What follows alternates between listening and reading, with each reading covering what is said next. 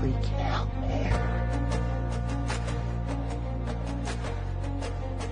You can't handle the truth. You can't handle the truth. What do all men power want? More power. My name is Luca-Zanna. I was an Italian by birth, and I became an American by choice. Our lives and freedoms are in danger. This is not a drill. If you're listening to this broadcasting, you are the resistance. All systems go. Welcome to Love, Guns, and Freedom. We're not afraid. Okay, guys and girls, welcome to another show. You're listening to Love, Guns, and Freedom with Luca-Zanna on KTOX 1340 AM and on United States.FM network. I tell you, these elections, they gave me some hope. I don't know exactly how it happened, but I know that something is happening. But it is not over. It is not over. We are still facing a lot of challenges. Of course, we still need to see how Trump will, let's say, comply with his own commitment. You know, I mean, he made a lot of promises. And I hope that he's going to completely not betray us. That's the point, because we are really at the point that now we have no more excuses. We have the presidency, we have Congress, and we have the Senate, of course, and we have a chance. But we need to stay vigilant. There are many topics, of course, we talk on the show. We go from legislation, freedom, the taxation, Obamacare, gun rights. They're all very important, because that's a way for me. Through politics, we can somehow defend our freedom. Through politics, we can decide if we want to stay free, or we're going to be slaves of the state, or of the mob, or the majority, whatever the collective. So I think it's very important we get involved into this. And I believe also in miracles, of course. Now, last Sunday, we closed the show with an interesting topic that I believe is connected on what could happen. Mind control. Targeted individuals. I've been talking about this more and more in the last few months. More I know and more I learn about this topic, more I think is a priority. Because I tell you something, as I said many times, we're supposed to be free.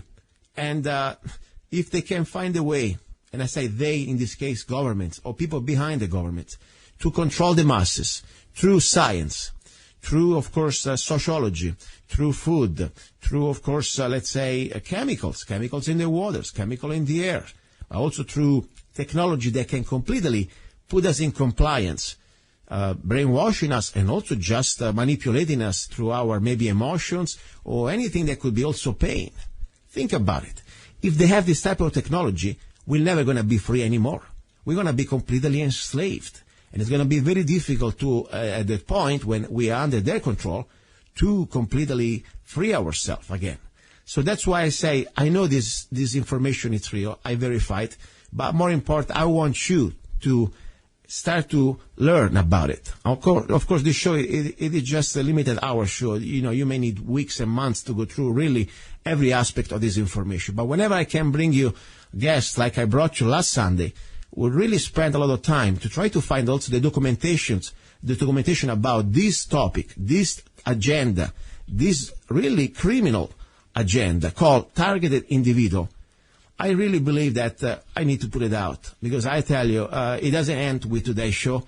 This is going to be also put on YouTube. In the next few years, I hope you can still share this information. And maybe at that point, we have more and more people understanding this stuff is real. And we need to educate ourselves before we can fight it. So now, why I also want to bring this today again? Because I really believe what's happening right now in the country with this potential, of course, civil war. I don't see these people that were fighting when Obama was bombing the crap out of Libya or was killing innocent people in Syria. I mean, why they didn't protest on the street like now? I mean, after all, Trump, he didn't kill anybody. He didn't bomb anybody. I mean, this man, you may like him or not, but is a saint compared to Obama and the wars, the illegal wars, and the millions of people who are dead right now because of his policies, okay, around the world.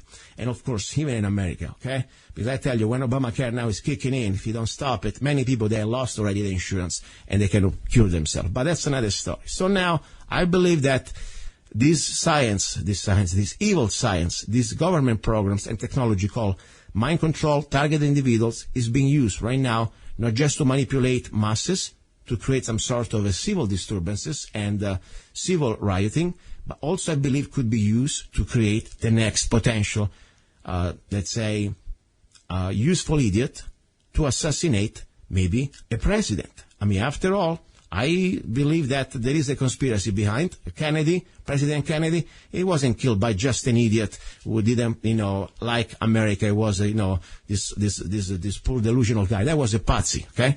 That's the point. We know that there is a shadow government behind, and they will use idiots like that, or because they've been brainwashed, or because they've been somehow blackmailed, or somehow they control it. Anyway, I have with me again David from Buffalo, New York, that I really believe he has a lot of great information to share, and I would like to continue what we were talking last Sunday. David, are you there? Yes, I am.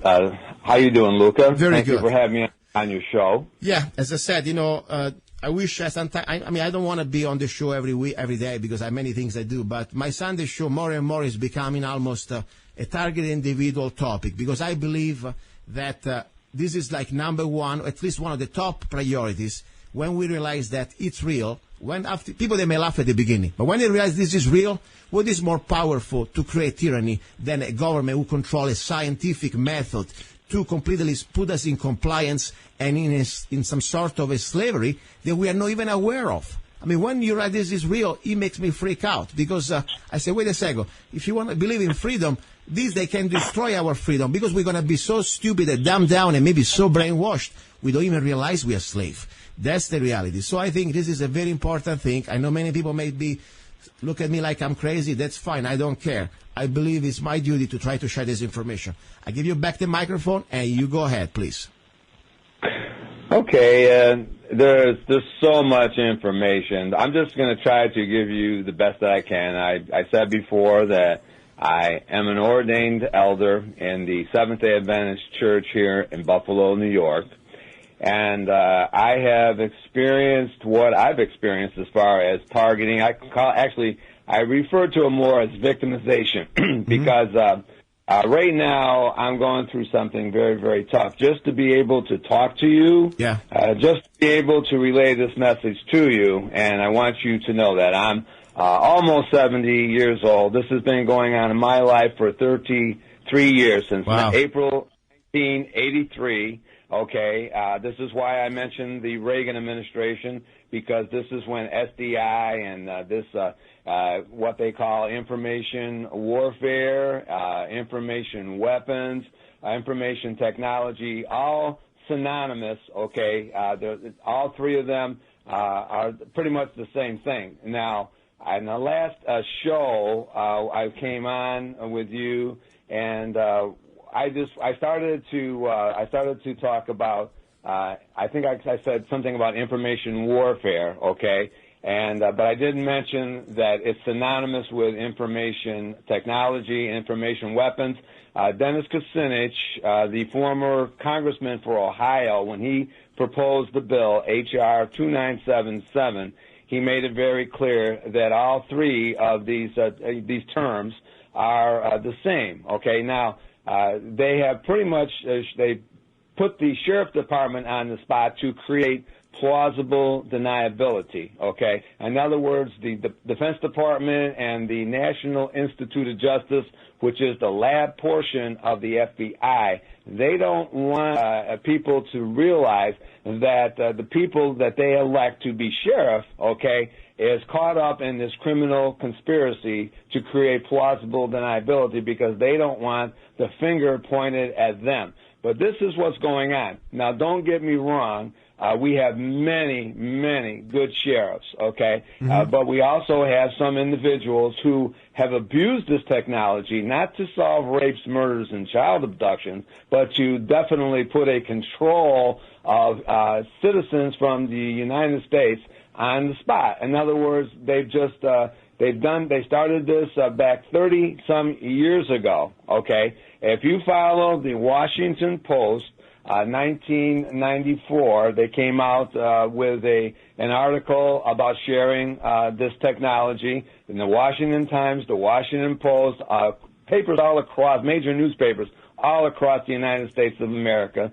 CBS, they came out with Shoot Not to Kill because they wanted you to believe, and this expose on 60 Minutes, Shoot Not to Kill, with Steve Kroft, who aired this, okay, he was the anchor person, and he had on that particular program two people, very interesting people. They're physicists and scientists, a married couple by the name of Janet Morris and Christopher Morris, okay? And these two people were in the Clinton administration, okay, which is very profound in itself.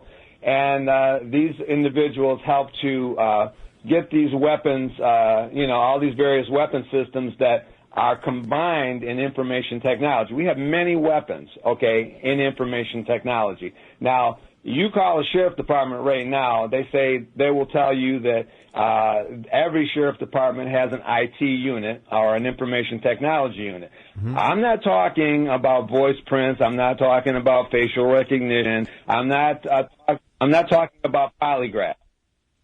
Go ahead. No, I didn't say anything. I'm getting a feedback here. I'm sorry. No problem. But I'm not talking about, that type of technology. These technologies like voice prints and polygraph, these are tools. They're not weapons, okay? What I'm talking about are military-grade weapons. I'm talking about infrasound. I'm talking about acoustics, that they can monitor your heart, your blood pressure from hundreds of miles away, okay? Because once they lock into you, okay, they have you unless they shut it down. Let me give you an example. Yeah. Long before Edward Snowden, he came on the scene, I believe, in 2013. Mm-hmm. He was the one who stole NSA documents, okay? He ended up in Russia, where he is right now, okay? Now, with all the information that he stole, this was already addressed many years earlier by an individual by the name of John St. Clair Acquis, whom I talked to when he first put his civil suit together in 1992. Wow. Okay, the civil action is called 992-0449. You can look it up. The civil action 920-449. Okay, now they stopped him in his tracks. He's still fighting this. Okay, this is not something that he wanted to put this out there. His family. He worked for the NSA. He was an analyst for the NSA, and he wanted to bring this information out. Not only because it's so devastating, but they were targeting his family. And when he realized what was going on, he tried to get as much going as he could. His case is pretty much still going, okay, after all these years. Wow. But I want to read something for you, okay, concerning this technology or information technology, information weapons or information warfare, as it was put across on 60 Minutes in 1996, okay, by Steve Kroft and Shoot Not to Kill. They ran this. And there's something else I want to remember. If I can remember, I also want to talk a little bit about Dan Rather, too, because there's a lot there with Dan Rather, too. But I want to read this little excerpt. Go ahead, please. This is part of his lawsuit, okay, the civil action. And he says that without any contact with the subject, remote neural monitoring can map out electrical activity from the visual cortex of a subject's brain and show images from the subject's brain on a video monitor.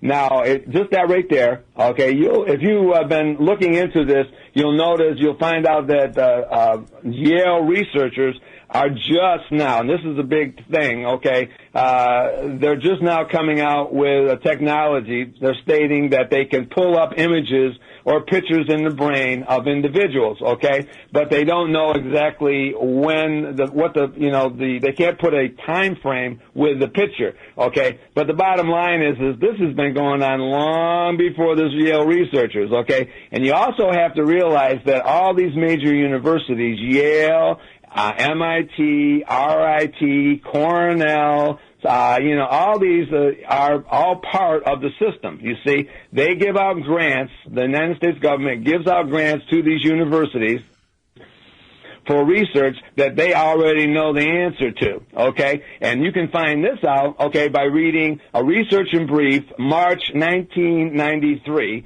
It's a research and brief from the National Institute of Justice, and you can see all the parties. You can see the complete agenda as to who they have included in this agenda, the National Institute of Justice, which is the lab portion of the FBI. They had an agenda, okay, and this agenda was already in place, but they just wanted to, they wanted to make it look legal, so to speak. This is not law. They do not govern it. This is not law. This is a memorandum of understanding. Okay, this is what took place here. Okay, with the National Institute of Justice, with this memorandum that was signed by Janet Reno and then Secretary of Defense John Deutsch in 1994, where they agreed to share these advanced military technologies. But to go on with this statement, I stopped. I'm sorry. I just didn't want to go on any further with this excerpt until I explained a little something.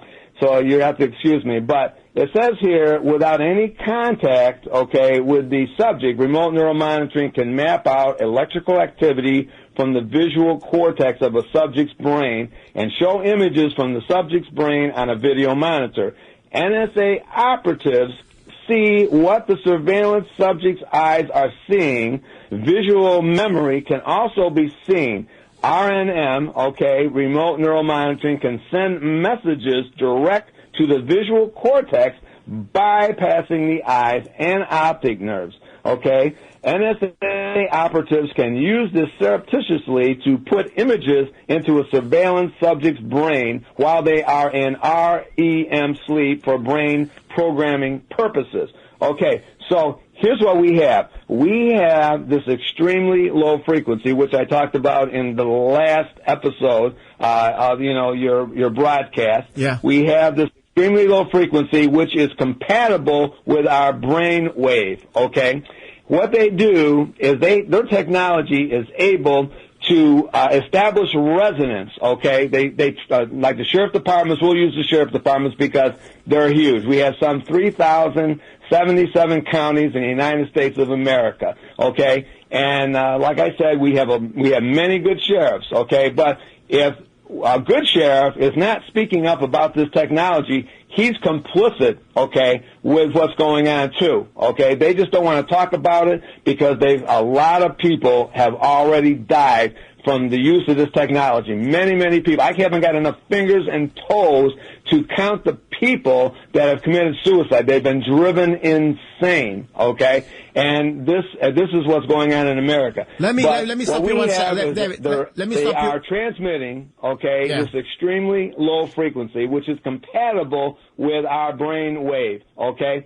And as they're honing in, it's like tuning in a radio in your car, okay? Yes. You're trying to get your favorite radio station in your car. You're tuning, and all of a sudden you establish resonance. Now, they know they've established resonance when they can see through the individual that's being targeted. They can see through his eyes and see what that individual is seeing in real time. Wow. Okay? Make no mistake about it. This is what this civil suit was about. Okay? Not only are they locking into the visual cortex, they are locking into the auditory cortex, and this is where it gets dicey because they think it's very, very cool to drive people insane, okay, with various things that they do. Like with me, I've had extreme tinnitus for the last 33 years, okay, and it's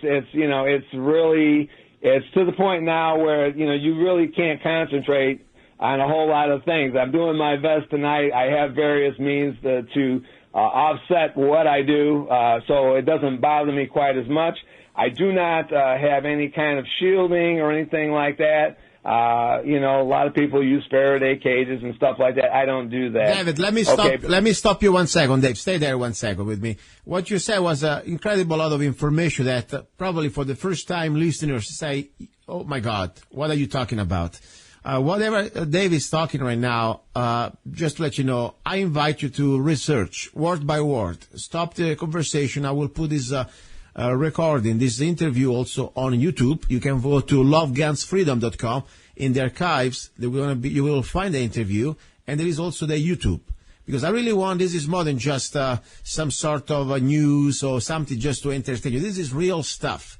Let me tell you, when people understand that there are different levels of things that are happening. For example, the militarization of our law enforcement, it didn't start just with, let's say, this sort of information weapons of mind control weapons. No, we already have, for example, programs like the 1033 program that was created exactly, not even that recently. We're talking about in the fiscal year 1997 to start to give to, let's say, the local law enforcement military-grade weapons that we know now that we were laughed at a few years ago. These armored vehicles, these, let's say, non-lethal weapons like the sound cannon, the sound cannon that it doesn't kill you, but just destroy your brain and drives you crazy. I mean, we saw these weapons right now just in the videos, on the few videos that we were able to see, because they were not really mainstream media, in North Dakota, at this standoff with the native, with the Indians there,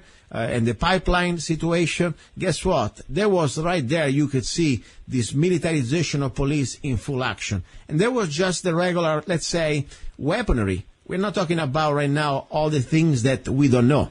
But the militarization and this sort of allowing local law enforcement to have this type of weapons, it's happening. It already happened.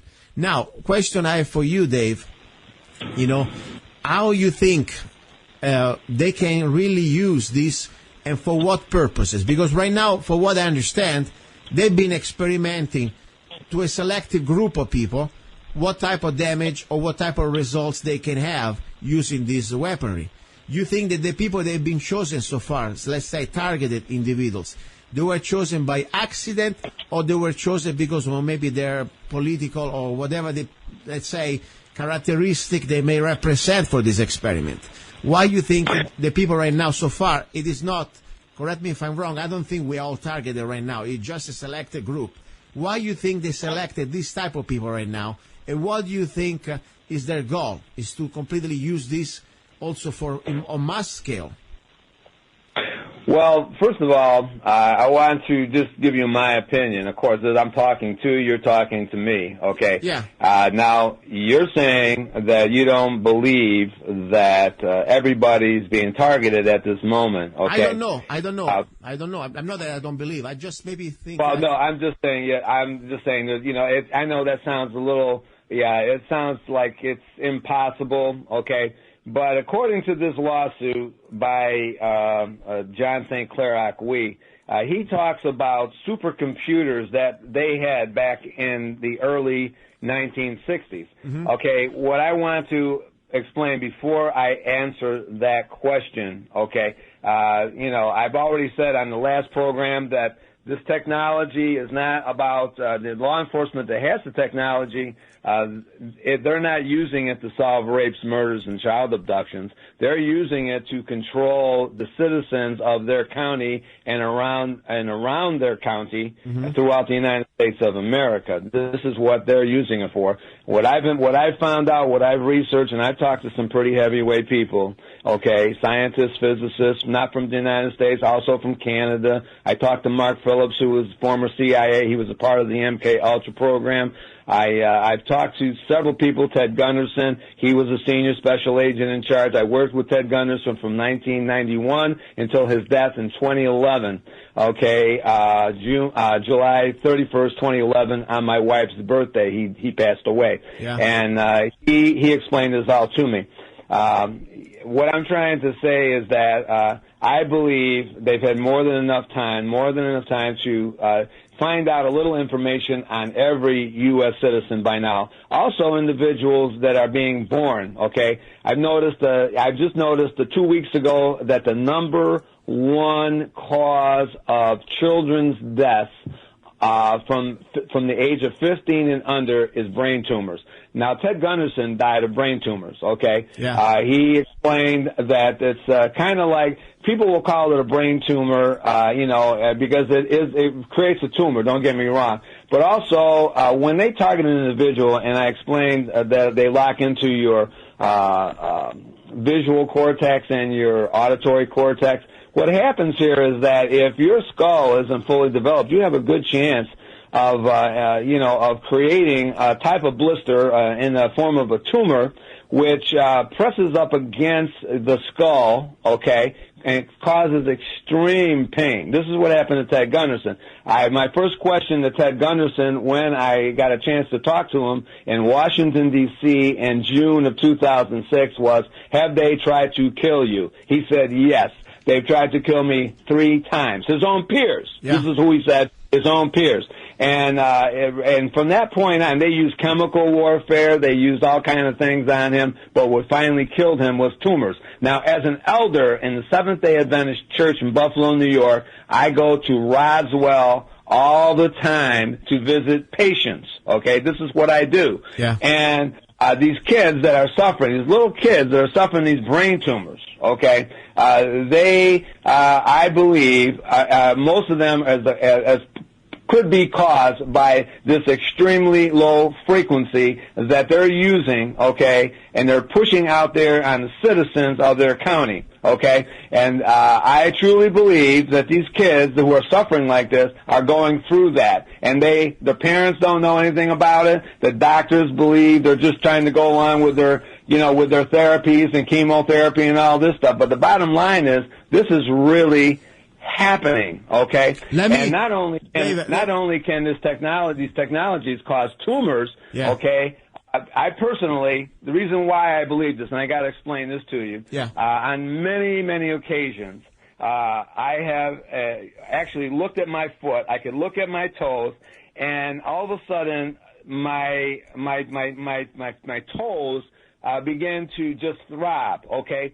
And a blister will come between the toe and the nail in approximately 6 to 7 seconds, and the blister will be so huge it will blow the nail right off of my toe. Wow. Okay, I have pictures of this. I could show you. I sent them to Kenny and many, many people across the United States because I want them to know how dangerous this is. Now, David, let me stop you 1 second only, because I want to.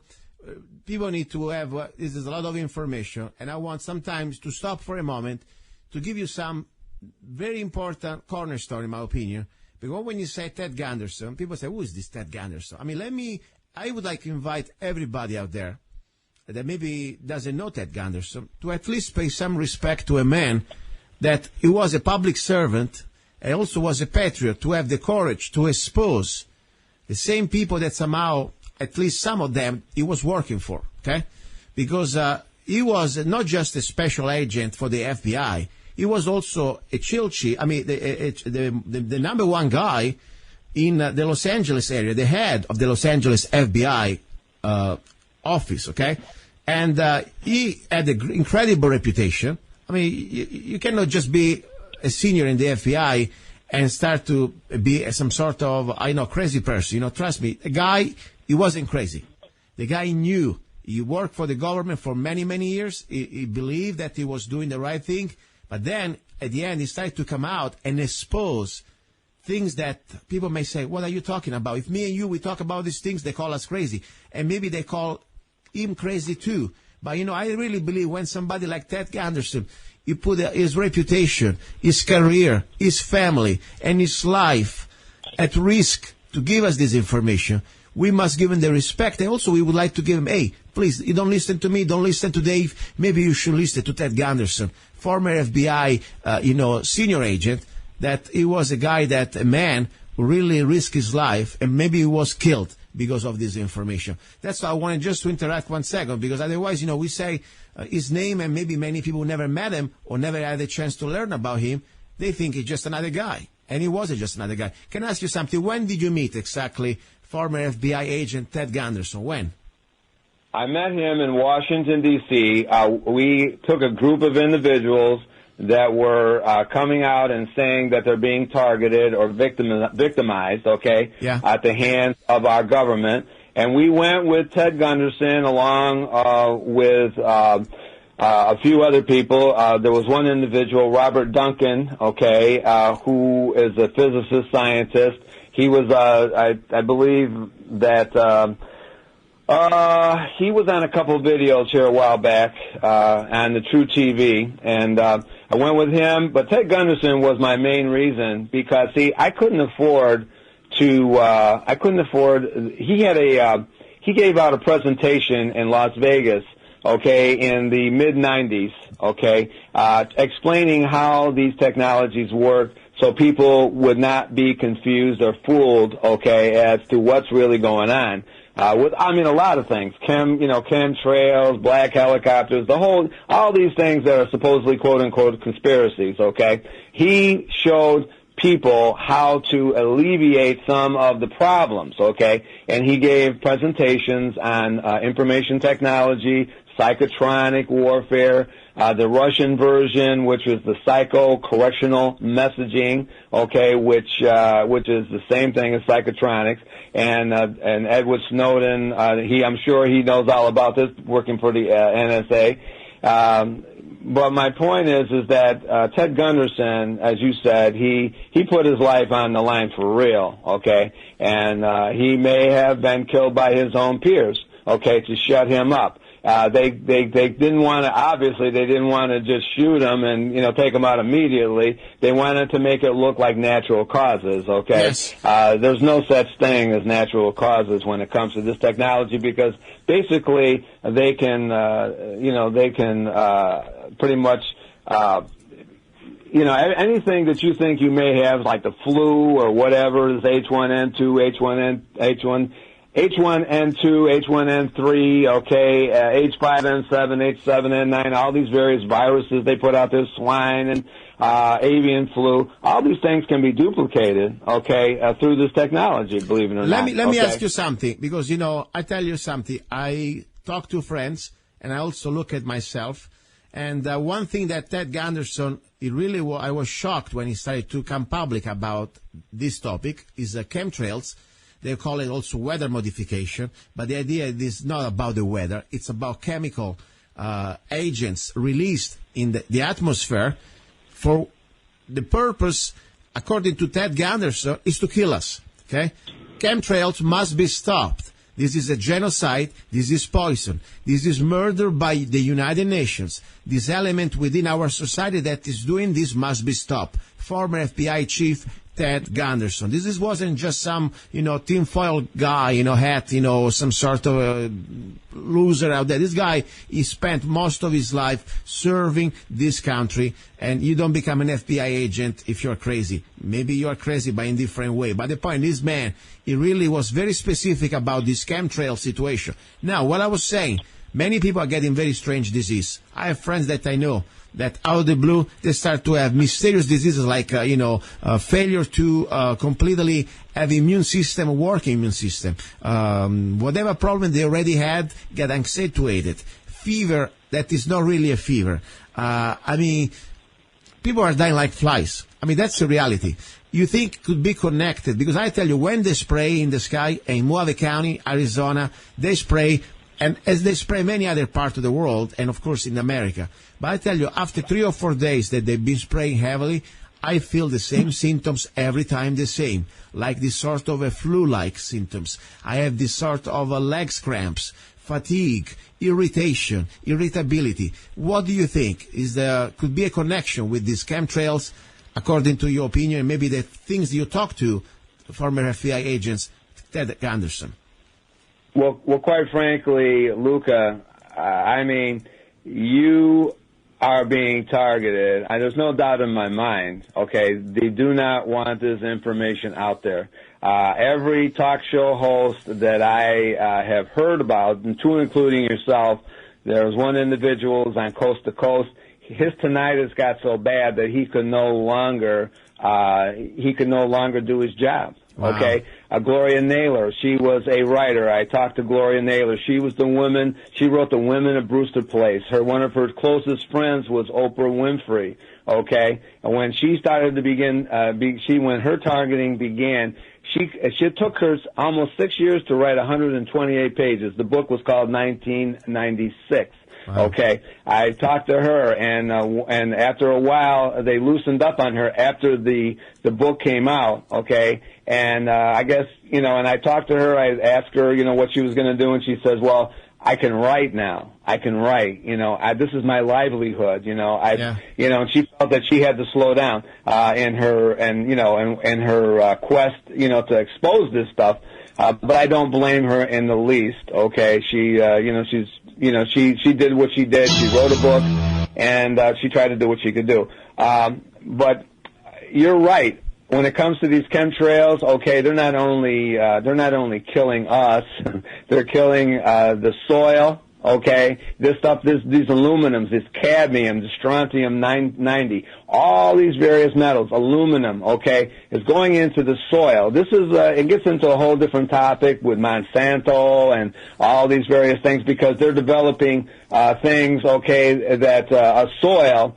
Or actually seeds, okay, this GM, genetically modified seeds, okay, that will only grow in this type of soil that they're dropping all these metals into to the earth that are affecting our lungs, killing us, killing the soil, okay, and these genetically modified seeds, okay, will only grow in this type of soil. Let me interact with you 1 second here, because I grow my own food. And 6 years ago, when I really started to freak out about this weather modification or chemtrails, whatever you want to call them, things in the sky that we never had really before in such a big amount, a big volume, I started to notice that I grow only, for example, organic vegetables, okay? And I like zucchini, and I started to try to grow zucchini and eggplants. Zucchini didn't grow. I just had the flower, but no fruit. I said, wow, strange. I, give them very good cure, and I move them around. I got special vases. I have a greenhouse also. But, of course, summertime, I put them outside. I have an external greenhouse that's just made of a net so the birds cannot go through. I wanted to do an experiment. Maybe, because I learned about that patent that is pretty recent, but I started to realize that there is something in the genetically modified seed that Monsanto, by the way, patented, that they are resistant to metals like aluminum. So a couple of years later, I wanted to do an experiment again to grow zucchini, but this time I took two different vases. I took one vase with organic heirloom zucchini seeds, and I did another one with GMO hybrid zucchini. I gave the same water, the same type of nourishment, the same dirt, the same type of environment, same location. The GMO zucchini seeds, they grew up and became huge, humongous zucchini. But of course, I gave to my chickens. I don't touch those. But the other one, the regular heirloom organic seeds, same story like a couple of years before. They gave me only the flowers, no fruit. And there was maybe one attempt to have a little zucchini. It was ridiculous, so small. So my point is, by the way, there is a patent out there. And this is just another way how we can become even more slave when we're going to be forced to buy the seeds, that they are only seeds able to function and to reproduce and to create fruits or vegetables from our masters. But I really believe that's just one stage how they're going to control us. Because I really believe at the end, whatever we are breathing, it stays in us, and we have no idea really what they're doing. Because this experiment, they may do today aluminum, they may do, silver iodide, they may do barium, and that's bad enough, trust me. But they may also one day do, like they done, correct me if I'm wrong, you've been around before me, you were born here, you know how many declassifieds we have, experiments from the military or the U.S. government on civilians without our consent. I mean, San Francisco, the subway in New York, the 70s, whatever it was. Biowarfare, correct me if I'm wrong, they've been caught many times experimenting on different type of weapons, in this case biological or nuclear weapons, against our consent.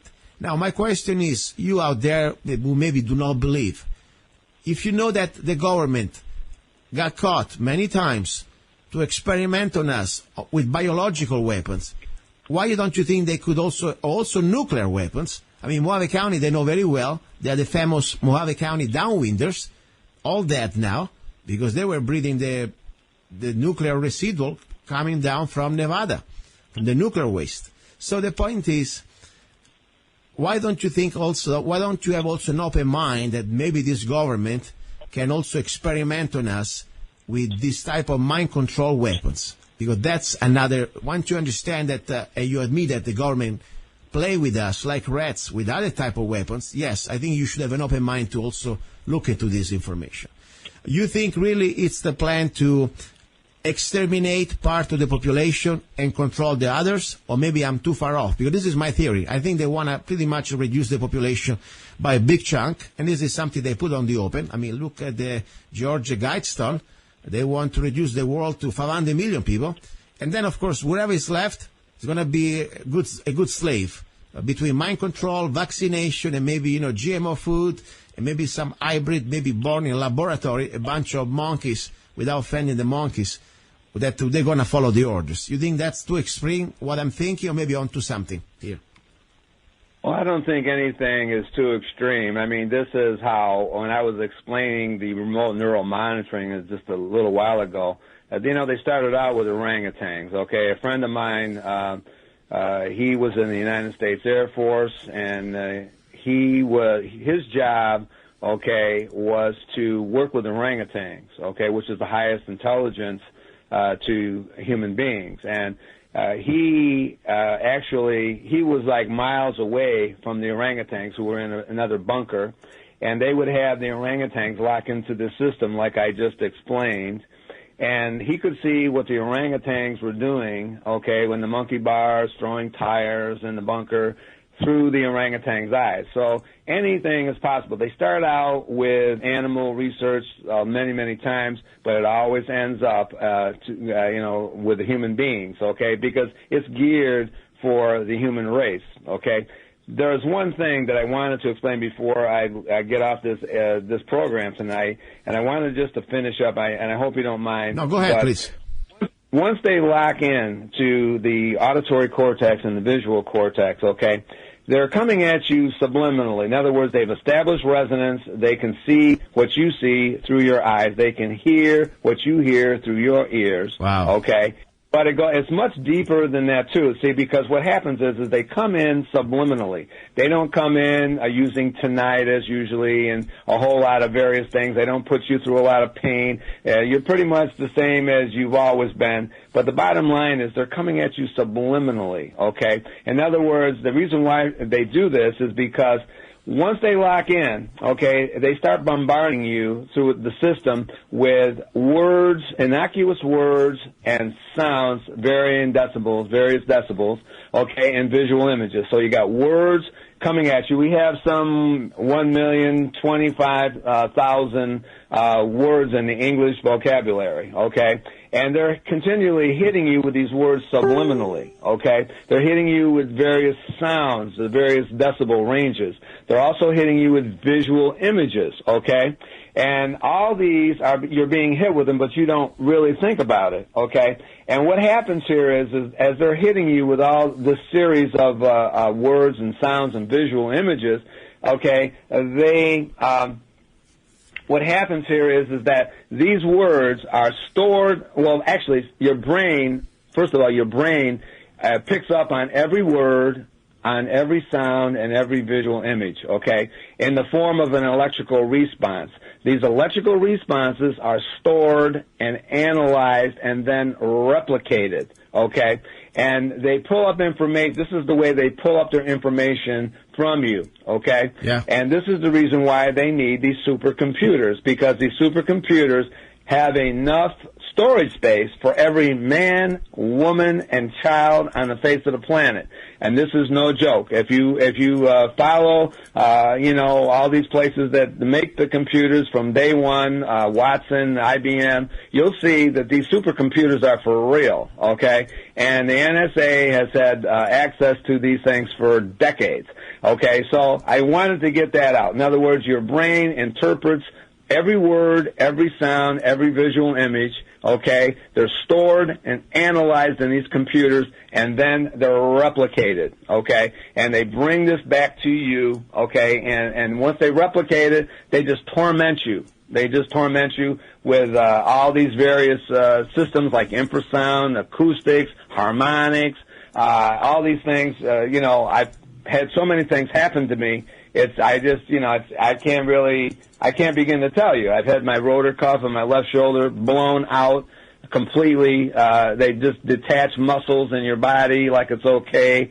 Like I said, they blew my hamstrings. I used to be a track star years and years ago, 1965. I won the New York State Championship in the 2 mile. And they just, they remind you of all these things. While they're torturing you, okay? And they call it what they want to call it. They can call it research, but it's torture, Luca. It's torture. Make no mistake about it. And David, let me ask you something. And this is what they do. Well, let me tell you something. 1 second only, because you say a lot of things that, my God, this has made me really think. And first of all, the important thing that I think I really realize that this is not just a person behind a computer screen working for some shadow agency.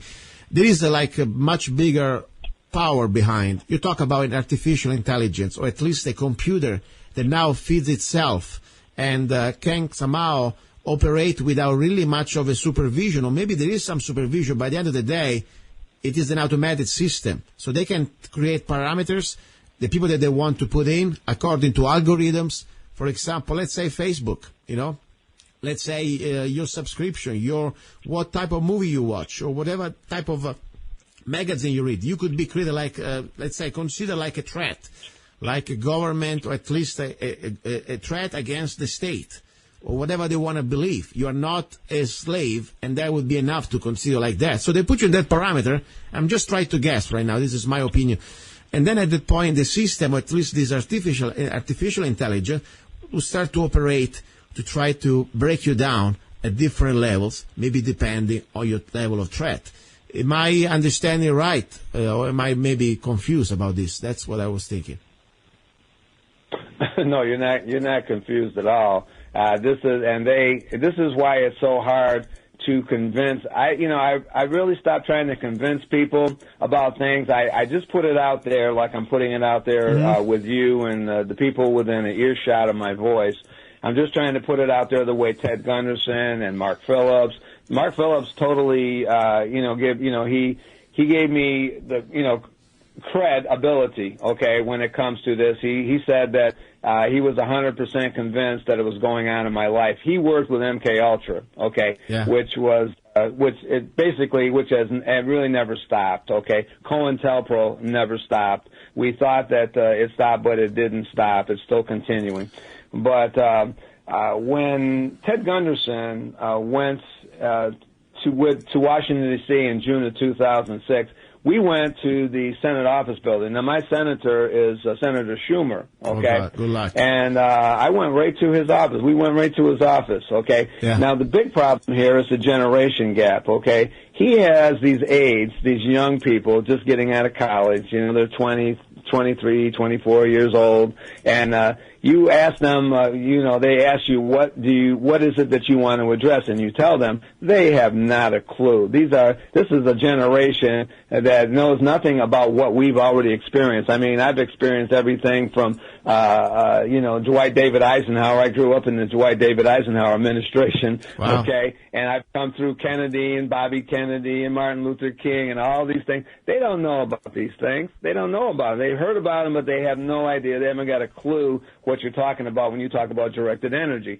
And this is the way it's going to be. You see, they're going to wipe out one generation that they don't even know about the Department of Energy experiments. Okay, we addressed that. Okay, they had no idea about Tuskegee. Okay, they had no idea. And this is the game. You see, they're going to wipe you. They're going to wipe me out and the people of this generation. Okay, and they're going to be dealing with a whole system of individuals who are complicit to what they want you to, okay? You're going to work for their corporation. They're looking for a specific individual because these technologies are corporate all the way, okay? Pharmaceuticals, okay? My son, okay, worked for Pfizer, and I can't begin to tell you, okay, about Pfizer. But the bottom line is that this is what's going on. This is what's going on, and they they are complicit to all these corporations, okay? And they're ruling our lives. And David, very interesting, because Ted Gunderson said things that when he said those things, they weren't mainstream yet. And right now with WikiLeaks, at least the last few weeks, we had a glance, or at least just for a moment, some very deeper than just corruption, deeper than just politics or different socioeconomic system. Let's say fascism or socialism is bad enough. But when you think about things like pedophilia or satanic rituals, things that Ted Gunderson was talking about those things years ago. And now, we have a little bit, maybe some of us, because many people don't care, they just laugh, even when you have all this evidence coming from WikiLeaks that for sure need to be investigated. Like, for example, this potential pedophilic ring. And, Mr. Podesta, this man ahead of the Clinton campaign, and his brother. And we're talking about also satanic ritual. And all these other things that years ago probably people used to laugh, or we thought they were a bunch of crazy people, like these MK Ultra, let's say, victims coming out saying that they were raped by people like President Clinton or other presidents. I mean, crazy stuff sound like. But now we start to see that maybe there is much more than just some people lost their mind. But I want to play 1 second, a very short, one of the latest, or the last, videos of former FBI agent Ted Gunderson. Listen to this. The death dumps, otherwise known as chemical trails, are being dropped and sprayed throughout the United States, in England, Scotland, Ireland, Northern Europe, and I have personally seen them not only in the United States, but in Mexico and Canada. Birds are dying around the world. Fish are dying by the hundreds of thousands around the world. This is genocide. This is poison. This is murder by the United Nations. This element within our society that's doing this must be stopped. I happen to know of 2 of the locations where the airplanes are that dump this crap on us.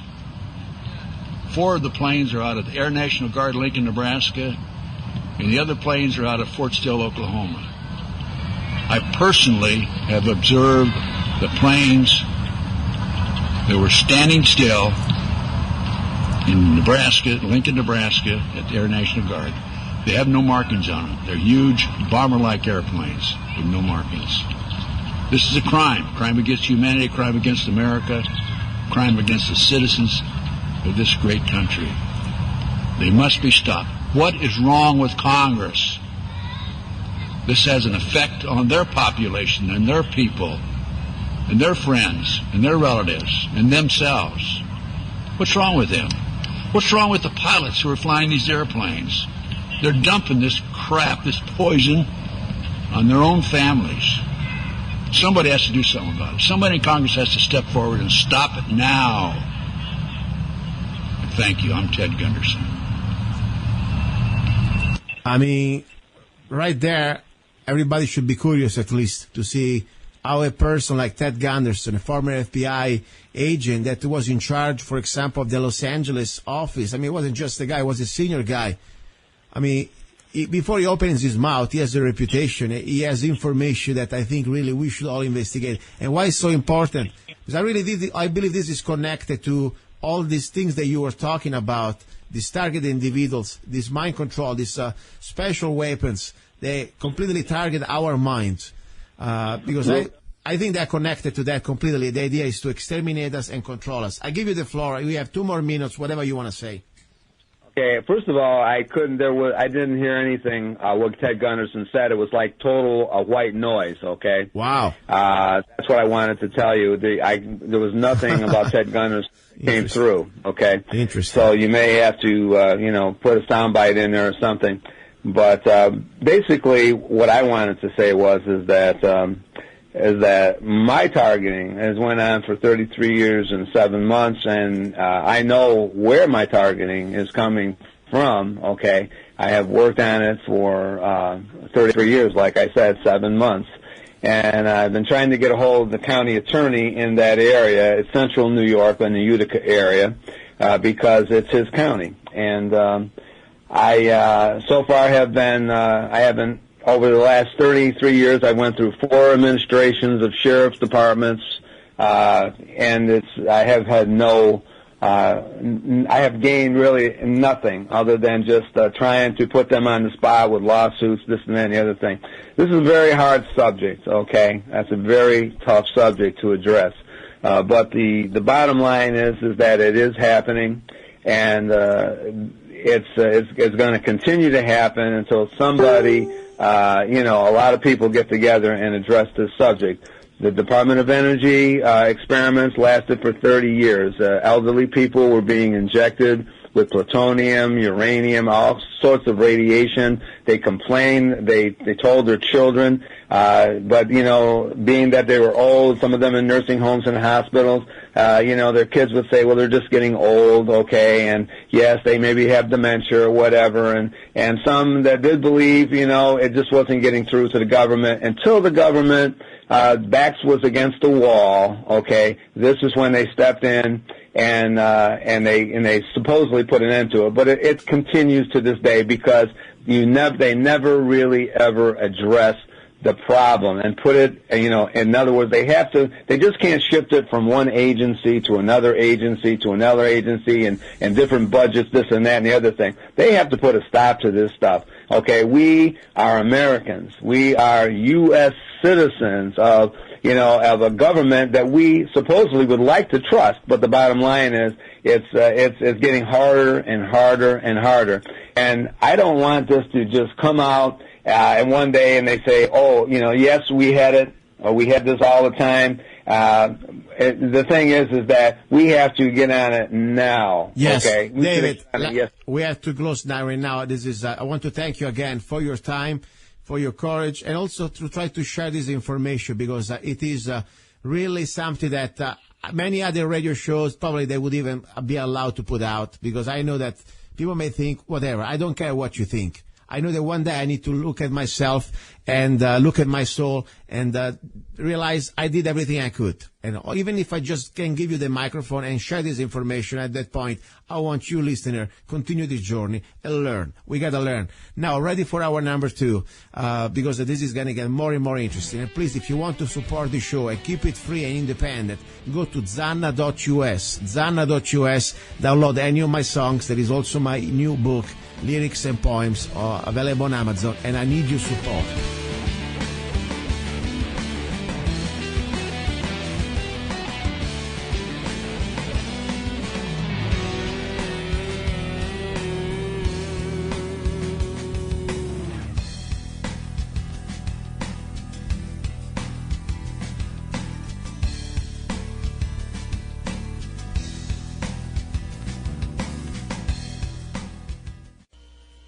He's a songwriter, a poet, a rifleman, I'm not afraid, and a constitutional activist. I'm not afraid, Italian by birth, I'm not afraid, American by choice. Luca-Zanna. I'm not afraid. And his new CD, Love, Guns, and Freedom. 16 powerful songs on one CD from the heart of a patriot.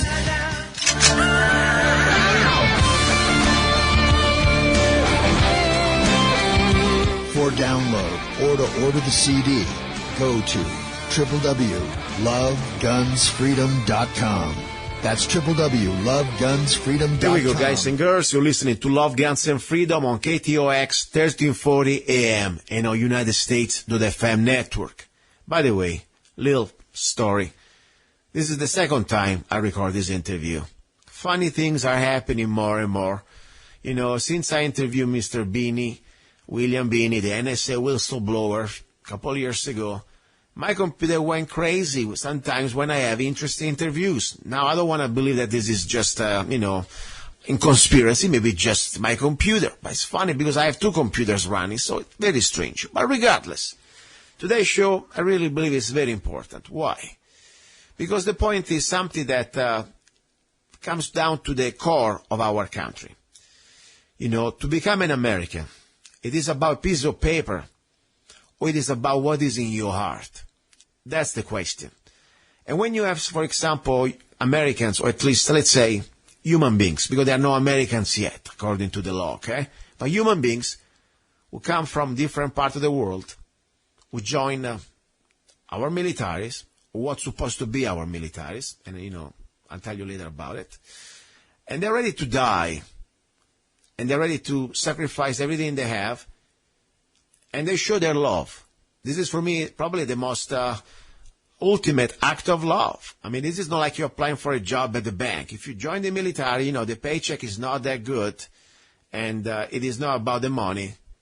It is about, after all, you believe in something. And I understand many people maybe need some extra help and education or whatever. But at the end of the day, you can find that stuff somewhere else. And, you know, for me, I feel this very close because, you know, I wasn't born here. I was born in Rome, Italy. And when I came here 18 years ago, I really felt that for me, I wanted to give back to this country what many of your grandfathers gave to my country, what used to be my country, Italy at the time. In World War II, my family was rescued and was freed by American soldiers. Many of your grandfathers maybe died on the beaches of Anzio. So I felt I wanted to become a soldier to try to give back my love back to you, to this country. Now, I already told you why I didn't do it. I'm not going to spend time about this. But my point is, when I find today, for example, like the guest that I have today, that a man who was born in another country, in this case Mexico, and after he was good enough for America to become a soldier and to also risk his life, his limbs, and everything he has, but then, after his service was done, he wasn't good enough anymore to be a citizen. And I understand that there are rule of law, there are immigration laws that we all should apply, but there is also a reality here that I want to say. There are two different standards. And I believe that, unfortunately, they throw the book at people like him that we're talking about today. Instead, sometimes they're very much more, especially with the latest administration, the Obama administration, they're completely ignoring the basic immigration law for many other categories of people. And we will go there more into details. Now, well, I have the honor, the pleasure to have with me today a man who is talking right now from another country. He's from Mexico right now. He's in Mexico. His name is hector-barajas. Hector, are you there? Yes. How's it going? And we're going to give it a round two. Round two, Hector. You know, I'm sorry, as I said. And we're in Tijuana, Baja California. We're at the Deported Veteran Support House, and we're 30 minutes away from San Diego, from the United States. And we are the hub center for deported veterans around the world, not just in Mexico. I have veterans deported to 36 different countries. And as I mentioned before, we have veterans deported from the Vietnam War and peacetime that served came from Italy as well, and they're deported at the moment as well. So we have we have veterans from all over the world as well. Hector, tell me something. You have a website for your organization, or place where people can find out more about it. Sure, we have the Deported Veteranssupporthouse.org website, and then recently we formed a group with the ACLU, which I'm part of that committee, and it's deportedvets.org, and we're trying to get an executive order, which is probably going to be very hard, from President Obama before he leaves, as well as get some legislation that's been passed from somebody in Arizona, which will HR 5695 by Congressman Grijalva, and we're hopefully, trying to make some changes within the administration to stop this from happening. I'll give you a little tip, and I'm not trying to be sarcastic, but it's true. If you go to a little vacation to Syria, okay? And spend maybe learn a couple of Arabic words, come back. No, even you don't need to come back. Stay there, okay? And then start to wave your flag. Say, by the way, I love Obama, and I want to come to America. Guess what? You're gonna get free airfare, okay? Free airplane ticket, and this is true, okay? Then you're gonna get free lawyer representation. Then they give you $1,000 Walmart gift card. I'm not kidding. Plus they give you free housing and also free English language. But you don't need it. You speak better English than me anyway. But my point is, think about the standard. You as a soldier, as a former American soldier, right now, you're on the other side of the fence, and you're treated like pretty much like a criminal. You can come back here, okay? But if you are like one of these hundreds of thousands of unvetted Muslims, because 95% of them, they're Muslim. I don't care about what religion people are, seriously. But the reality is this Obama administration, that's what they're doing.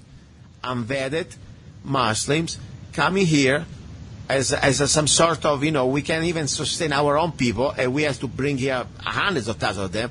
And not only that, they don't even have to comply with any immigration law. So this is the double standard that I'm trying to talk. What do you think about this? I mean, don't you think this is wrong? You as an American soldier, treated the way you are, and there you have hundreds of thousands of people unvetted. We don't even know who they really are, but we know the FBI has been saying, by the way, we know for sure that among them, at least 20% potentially they can be, terrorists, and still they bring them here, and still we pay everything for them, starting from their airplane ticket and everything else. What do you think? How do you feel about this? Well, I think we do have a broken immigration problem, and when you can deport people that served in the military and make it difficult for them to go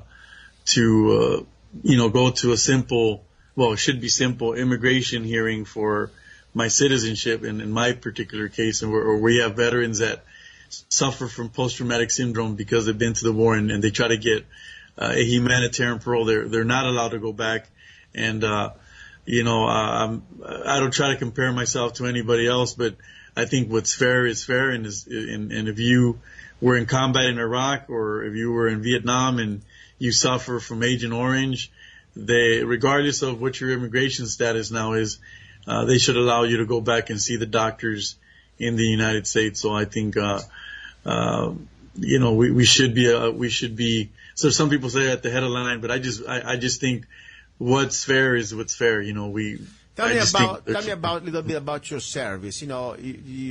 When did you start to join? Which branch and exactly when? Sure, I came. Well, I wanted to point out is that I didn't have a choice to come here, and my parents brought me here, and I think that was one of the best decisions that they did, to bring me here and live the American dream. And I decided to join the military for various reasons, from GI Bill to wanting to serve my country, and so many different things. But I enlisted at the age of 17 through the delayed entry program. My parents had to sign off on it. I wasn't undocumented. I was a legal resident during that time. And I enlisted for 4 years and then re-enlisted for another 3, total of 5 years, 10 months, 2 honorable discharges. And I volunteered again to serve with the 82nd Airborne and jump out of airplanes and put my life on the line in various airborne operations. And I loved it. That's what I did. And I enjoyed being a soldier. Very good. So at that point, you have honorable discharge, you serve our country, and at this point, what happens to you? I mean, you thought during this moment that you were a soldier, you were covered. After all, I'm working for the U.S. government, for God's sake. You can't kick me out of here. But what happened? You left, you became a civilian, and you didn't maybe realize that you didn't finish your paperwork. Am I right or wrong? Well, basically, I never thought immigration would be the last thing on my mind was ever immigration or anything of those things. So I didn't go through the citizenship process. I did start it, didn't finish it, and basically after I got out of the military, I got into trouble, and I can't go into details because of my current application for citizenship, but I did plead guilty to a discharge of a firearm, and I went to jail for 3 years and a half. Wow. Spent a year fighting my case. They thanked me for my service. I was deported for 20 years, Came back because I didn't want to stay in Mexico. Got caught. Was working, paying taxes, and I working for the union actually. And I got caught, and they deported me for life in 2010. Okay, interesting. So I'm just curious. As I said, we are human beings. I'm not here to judge others. Even I never had that experience. Thank God to go to jail. But you paid your due to society. You did your time. Did your time. Nobody got killed. I hope, right? I mean, when nobody died. No. And one of the things that I think anybody that gets, depending on the situation, if anybody commits a crime, you have to pay for it. Whether that's just how I feel about it. It should be like that everywhere, but unfortunately, it's not. Yeah. But if you get in trouble, you should go to jail. You should go to prison or whatever. One of the things that we've noticed with the soldiers nowadays, and it wasn't in place when I was in, but a lot of the when the soldiers come back from war, they've noticed that a lot of these men come back and their military service actually, if they've been into combat or just, you don't have to be in combat to suffer from PTSD, but their service actually is connected to the reasons why they begin drinking, using drugs, domestic violence, and all these things. So what they do now is, instead of sending you to jail, let's say you get, and it depends now, if you get caught with 200 pounds of marijuana, it's not personal use, but let's say you get caught with, an ounce of weed, then, okay, well, we're going to send you to what do they call veterans courts now. We have that in place in a lot of states because they've noticed that we have a high rate of veterans committing suicide and also getting into trouble. I mean, this is true. I mean, many soldiers that maybe we don't realize as civilians what type of lifestyle you have to go through, guys, because, somehow, their average work 9 to 5, even in the factory, can be tough, whatever. It is not to compare when you see your friends, your brothers, your sisters dying or being blown up in front of you, or even just to have the stress that normally we don't have in the regular world. So I'm not trying to say that, we need to condone mistakes, but at the same time we should have at least an understanding that sometimes jail is not the solution. Maybe a good help is let's say, psychologists could help better than a jail. That would be for sure. Now, regardless, you got your own problem. You took care. Nobody died, thank God, and you were young.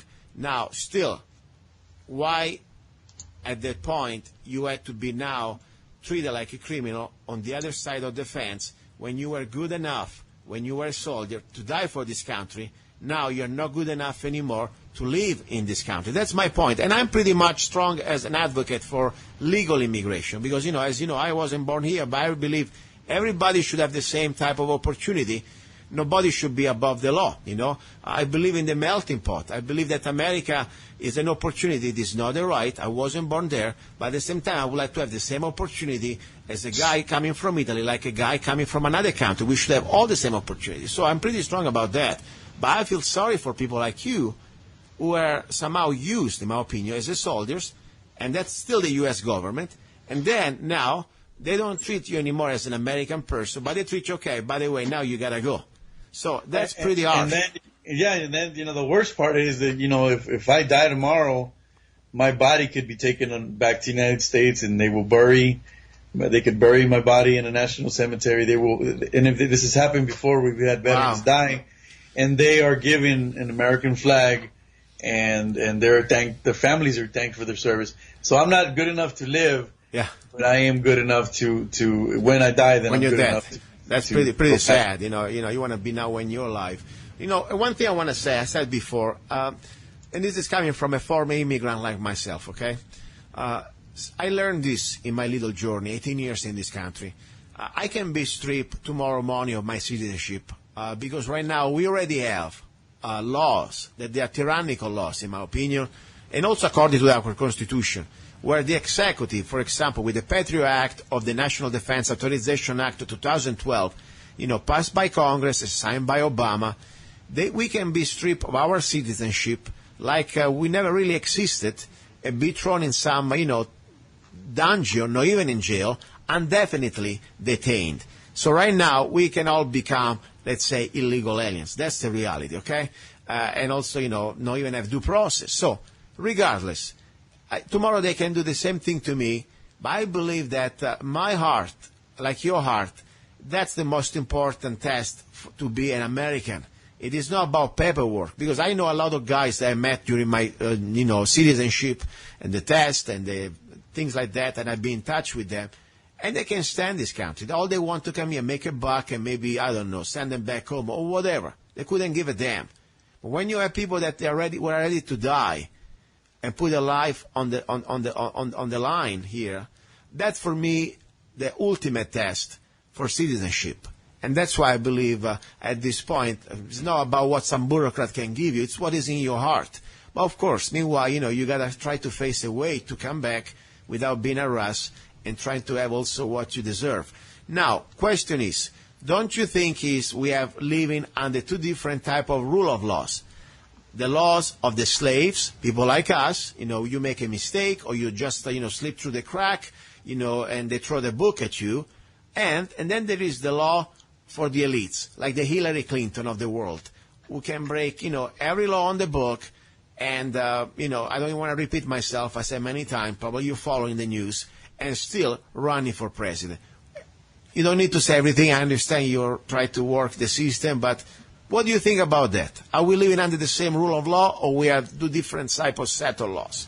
I think there's a higher standard for the normal average person than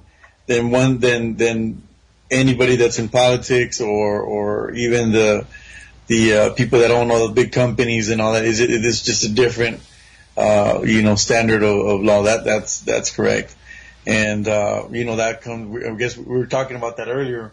Is that we need to change this country, or we need to go out there and do our part. And like I said, we've done our part from taking a stand and we understand that this is the current law, current policy for immigration, but we want to change that so that none of these veterans that served. Hector, you know what I think also would be nice, because everybody wants to talk about change. The problem is, I think we should bring it back to a situation before even this change. Because let me tell you something. We had America, our founding fathers, for example, okay? And Sure. America, people come here, and if you can make it, you stay. If you don't make it, go back home. There was not all this housing, social services, and, welfare stuff. I mean, you come to America, you see, for example, when people used to come by boat, from Europe or whatever, you come here, you're welcome. Guess what? If you're not going to make it, guess what? There is no free ride. Go back home. Okay? That was, everybody wants to change something, but probably that maybe we should go back a little bit on things that we used to have.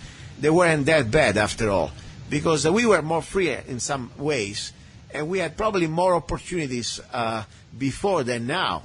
I believe as an immigrant myself, right now we're living under two standards. For example, there is the standard for people like me and you that if we make a mistake, we're going to be thrown out very fast, okay? Very fast. And then there are, for example, the standard of people that they are the chosen one for many political reasons. And I give you an example, and we don't need to agree with me, but this is my opinion from outside. For example, right now, there is some sort of, not just here, also in Europe, some sort of a plan to completely open the gates to a flood of a group of people that they don't come here normally as a normal immigration, let's say, melting pot idea to come a little bit. No, it is like forced into the nation for an agenda, a political agenda. And in this case, for example, we're talking about, in my opinion, the Muslim invasion. And why I'm telling you that? Because it's a fact. If you have a population coming without any type of vetting, not even knowing where they're from, who they are. I mean, I had to bring here documents, where I was born, how many times I changed my address, my residence. And look at what they've done. After you serve as a soldier, they're still, not good enough to become a citizen. Meanwhile, we have 150,000, 200,000 refugees that they're not even families, many of them. They're just, fighting age male. Mostly 95% they're Muslims. And I'm not saying that, you can be a religion you want. I don't care. But unfortunately, when you're a Muslim and you're a radical Muslim, you have an agenda. You are not for, love and peace and kumbaya. You want to convert other people. Otherwise, you're not a good Muslim. That's the reality. So they bring them here. They pay their air ticket from whatever they're from. We know that. The Obama administration has been giving free lawyers. That's a reality. Free housing, free welfare immediately, and also $1,000 Walmart gift card. That's, for me, it's a travesty. That's completely a disgrace to all the immigrants like myself and people like yourself that are now you're on the other side of the borders, and they don't even give you half of what these people are getting. So there are two standards or laws, in my opinion. So that's the reality. What do you think about that? Am I way too far, or maybe I'm too something here? Am I crazy? I think there is a double standard for like I said, for a lot of things, and that's where we need to change. And like I said, even some of the I was recently in Nogales where we were protesting the School of the Americas, and I don't know if you're familiar with all that, but the reason that a lot of people immigrate or let's say even the displacement of different places is because we've destabilized certain either economic or certain regions, because you were talking about that earlier, how we've been to these different wars where they weren't even put in by Congress. Basically, there were other interests involved, and I mean, I guess we can argue on that. Yeah. But we've kind of created some of that, and it is true. It is true. I mean, I say always before, they're like, it's like a chess game. For every action, there's a reaction. I mean, people want to leave Mexico, the South America. It is not just because, of course, many people love America, and I understand. Coming from a corrupted country like Italy, I always thought America it's a better place, and it is. Even now, of course, we are facing the same reality of corruption. When I see Hillary running around for president, when she's supposed to be behind bars. But regardless, but the point is, when we know the programs, I mean, these sort of globalist agendas, like the destruction of the sovereignty of a nation, like with NAFTA, this free trade agreement, they're not about free trade anything. It's about just the destruction and creating monopoly for the big corporations. What they did, they created destruction in South America, in Mexico, and also they create destruction in our country. That's the reality. So people, like, for example, the Syrian refugee, I understand. The Syrian refugee, they didn't want to just come to America just because. They first bombed the crap out of Syria. That's thanks to the Obama administration. And when you bomb people's homes, they want to go somewhere. But that was created by design. Like NAFTA and CAFTA and TPP is created by design. So they will create this sort of a migration, because people, they're going to have no more farms. The small farms in Mexico is dead. Like the small farm in America will be dead. What do you think about that? Well, when I go visit Mexico, I'm in Mexico, but when I go visit where my grandparents, it's a beautiful town. It's got and Mexico has all kind of resources, but who wants to live in a country where the average wage is $5 a day? I mean, nobody wants to live in those sort of conditions. So yeah, you say I'm getting the hell out of Dodge, and it's and for people like Italy's a beautiful country, but there's I don't know what the situation is over there. I tell you the situation. It's pretty, studying a little bit Mexico, it's pretty much the same. You have the elite, like Mexico, you have these few families that controls everything. Oh, yeah. In Italy, it's the same. Mostly it's going to be the politicians, is the class of the new lords, would live a completely different standard of life, and of course the bankers behind, and the rest, everybody is a slave. That's the reality. And the taxes, they are way beyond what now it's slavery. We may have differences in economic beliefs, as I said before, we were talking before, but the point is this, my friend. If, let's say, 100 years ago, okay, you were working at the farm, and you had to give 100% of what you earn to the Lord, how do you consider yourself, a free man or a slave? Well, you're a slave. Okay. Now, good. That's the truth. Now, if I had to go back to Italy and I had to give 80% of my work, my time, my labor, to the state, 80%, I'm 80% slave, correct? Correct, yes. So that's the reality. And that's the idea of the income tax. And by the way, let me tell you let me tell you something. Because, something I learned when I came here, okay? Before 1913 in America, according to our Constitution, it didn't exist, the income tax. You are aware of that or not? No, I'm not. Okay. This is why I like this show, because we can learn from each other. You come from your political position, I come maybe from my little different, but the idea is we're here as a free human beings, and I think we all want to become free, or we would like to stay free. Now, I would like to invite you to watch this on YouTube tonight when you can, a documentary that shows and breaks down the walls, especially of this idea that to pay your fair share, it is really your duty. Income tax, it is something that was created after the 1913, after the creation of the Private Federal Reserve Act.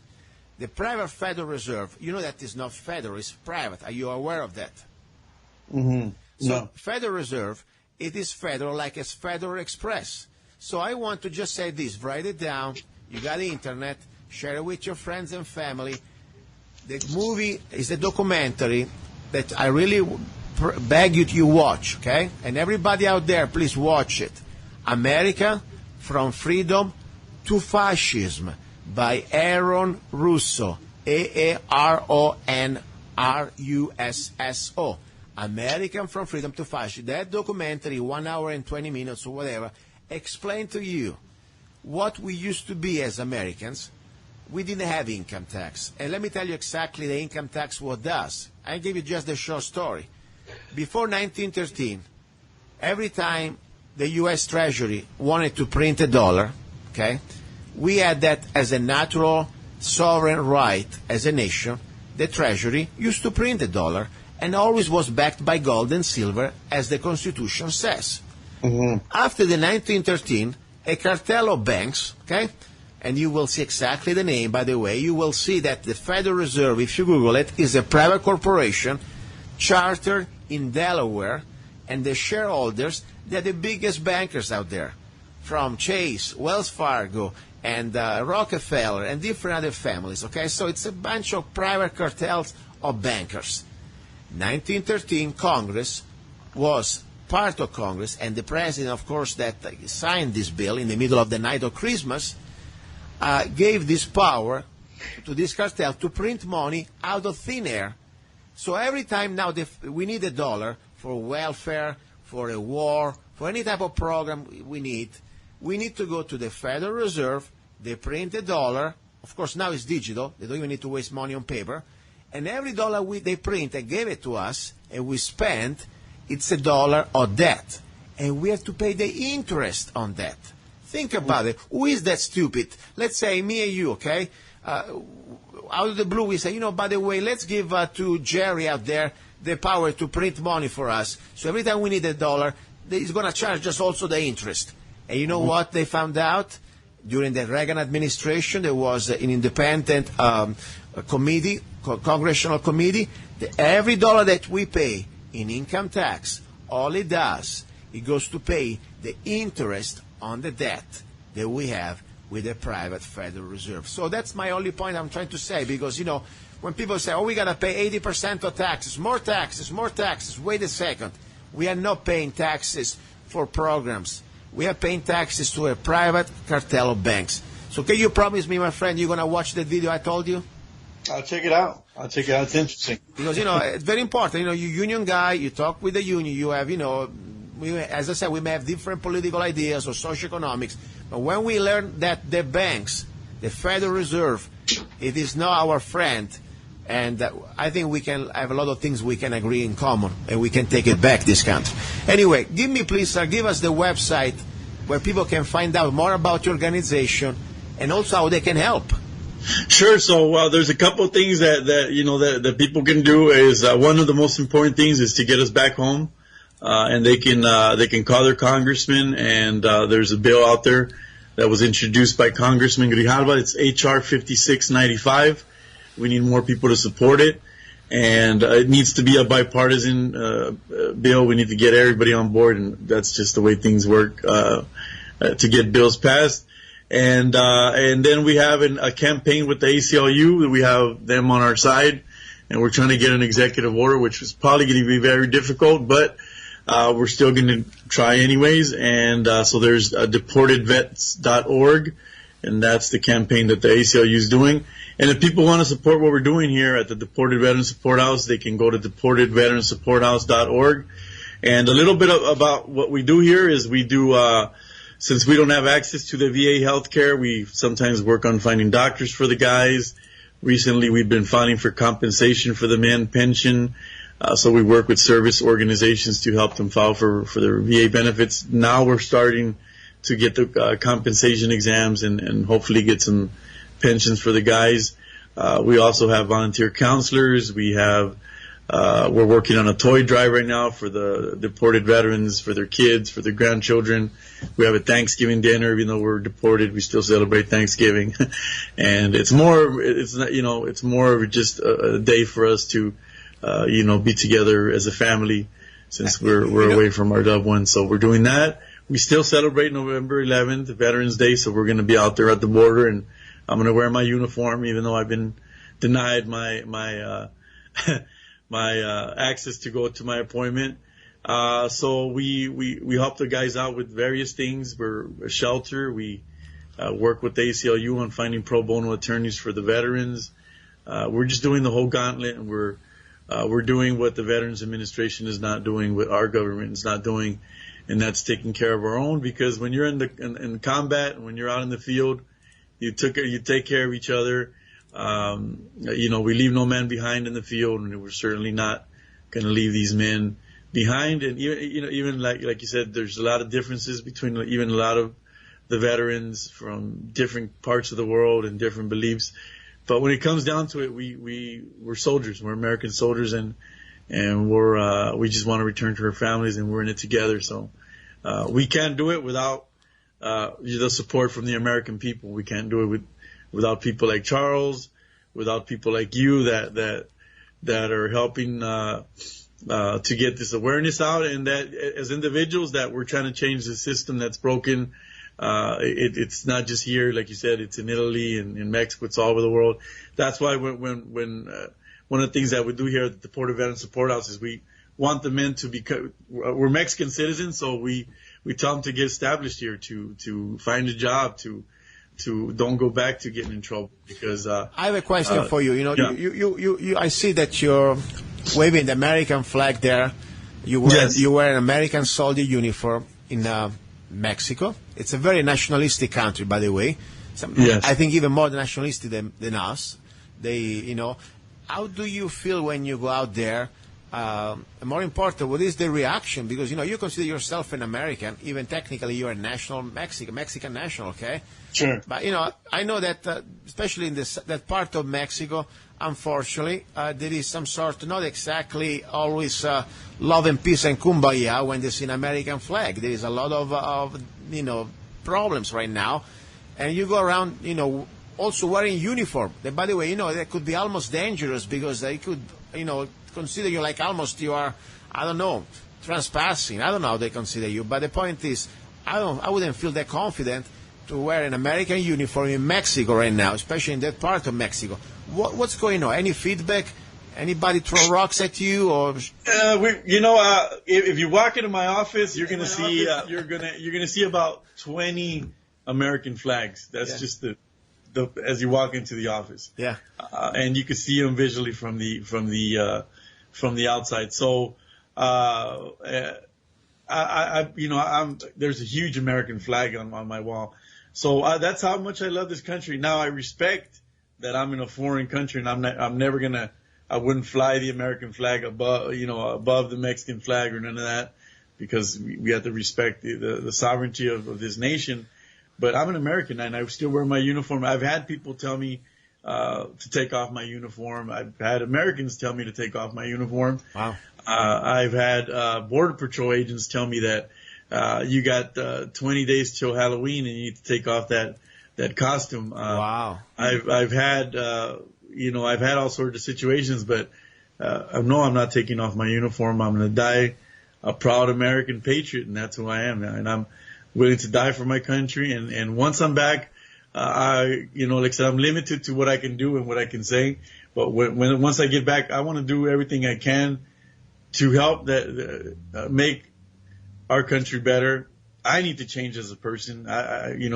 and I think I've changed. This whole experience has made me a better person.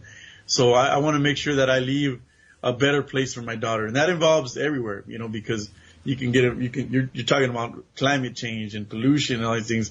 So we have to make sure that our children, I have a daughter, and I want to make sure that she's in a better world, and that she's not a Syrian refugee, or that she's not being bombed by terrorists. So I want to make sure that we try to make. So far, my friend, Hector, unfortunately in Syria, and this breaks my heart because I don't like to bring down this country, but the fact is the fact, and I still believe they're using our names for bad things. I mean, people like Hillary and the Obama administration is supposed to be the Nobel Peace Prize. Is the one bombing the crap out the Syrians? Is the one bombing the crap out the Libyans and killing Gaddafi? I mean, the problem that the terrorists, very well, ISIS, it was founded, and this is being proven by Pentagon declassified documents, and Obama also admitted it. It was founded by this administration. And it's like the Bush administration was funding Al-Qaeda. So that's the reality. They use this situation to create a crisis, and then to, I don't know if you ever read the book. It is an incredible book, War is a Racket, by General Butler. Did you ever read that book? No, I haven't, but I'm actually a member of, we created a Veterans for Peace chapter here in Tijuana, so that's a common term used by the Veterans for Peace. Is War is a Racket. I know what you're saying. I agree. Read the book. The guy was a super decorated Marine general, U.S. Marine general. I mean, he wasn't like a hippie, okay? I mean, the guy was first-star, super decorated guy, and he said, "We've been used like some sort of a hitman for the banksters," and that was before World War I. Think about that. I mean, that guy was in the 30s talking about this stuff. Now we know very well the last war that Congress declared, and was a constitutional war, was World War II. Then from Korea, and then we talk about Vietnam and Iraq and all the stuff. They were all unconstitutional wars. People can say whatever they want, but if you believe in the Constitution, only Congress shall declare war. That's it. Not the president, not some bureaucrat at the CIA, okay? That's the reality. So anyway, listen, I consider you my brother, even from another nation, another language, but you believe in America, you love America, and I do the same, and we have this in common. That's why I consider you, regardless, we may have differences in socioeconomics or whatever. This is not about political ideas anymore. It's about the rule of law and the law for this country. That's the bottom line. And I'm glad that you came on the show. I really appreciate you, and I pray for you and your daughter, and I hope you can find some justice and at least be treated like you deserve. Because as I said, right now there are two standards. If you are a guy, a person, an immigrant, try to do everything through their book, it is very tough, almost impossible, okay? But if you are one of the chosen situations, guess what? Your life is pretty different. That's the reality. And that's not fair. Because I think we should have the same type of opportunity. Nobody should be above the law. That's the reality. Okay, listen, I want to give you the last 2 minutes. You close. Whatever you want to say, you got the microphone. Well, I want to reiterate that I love my country, and we are proud Americans. I serve with the All-Americans, and I would do anything for my country, and that's what we're trying to do is to get back to our families. And thank you guys for your support. We can't make it home. We can't get these laws to change because you guys are the constituents or the voters. So it's up to you guys to make this change. And regardless of what political views we have, because I get all kind of friends and different people, I think we can agree on a lot of on certain things. And like this, this issue that we love America and we want to make it better. So, let's just find common ground. Yeah, and I say this way, as I said, I'm an independent. I ripped my Republican card 3 years ago. I burned it exactly. So it's not, you're talking about any party guy here, okay? I said before even we go into political ideas, one thing I hope we agree, we should have, nobody's above the law. That's the fact. And, I don't care if whatever person was running for office, if we have a person right now, like Hillary Clinton, and I spell it out. I'm the one speaking, not you, of course. We know very well. We have enough evidence right now that it's, even my dog can understand that, okay? Everybody, even if you don't speak English, you can understand she's a crook. Okay? Her and her husband. And I don't want to repeat everything. We don't have time. From Haiti, the Clinton Foundation, and Benghazi. I mean, how do you feel about Benghazi? And the 50,000, 60,000 emails, and the lies. I mean, there was a U.S. Marine, that just a few months ago, he was the dishonorable discharge just because he divulged one email. According to they didn't follow the protocol. He was thrown out. His life was ruined. But her, she's like a queen, like a prince, like a royalty. And we know very well, by the way, she's a double talker. If you believe that the system is broken, especially when it comes down to, let's say, the little guy. I mean, NAFTA and CAFTA was a disaster for the blue collars people. Guess what? She's Mrs. CAFTA, NAFTA, and TPP all combined. So her husband. So my point, but besides even that, she's a liar to you guys. But more important, she's a crooks. In my opinion, right now, I still believe that everybody deserves a trial. Nobody's innocent. I mean, nobody's guilty until proven guilty.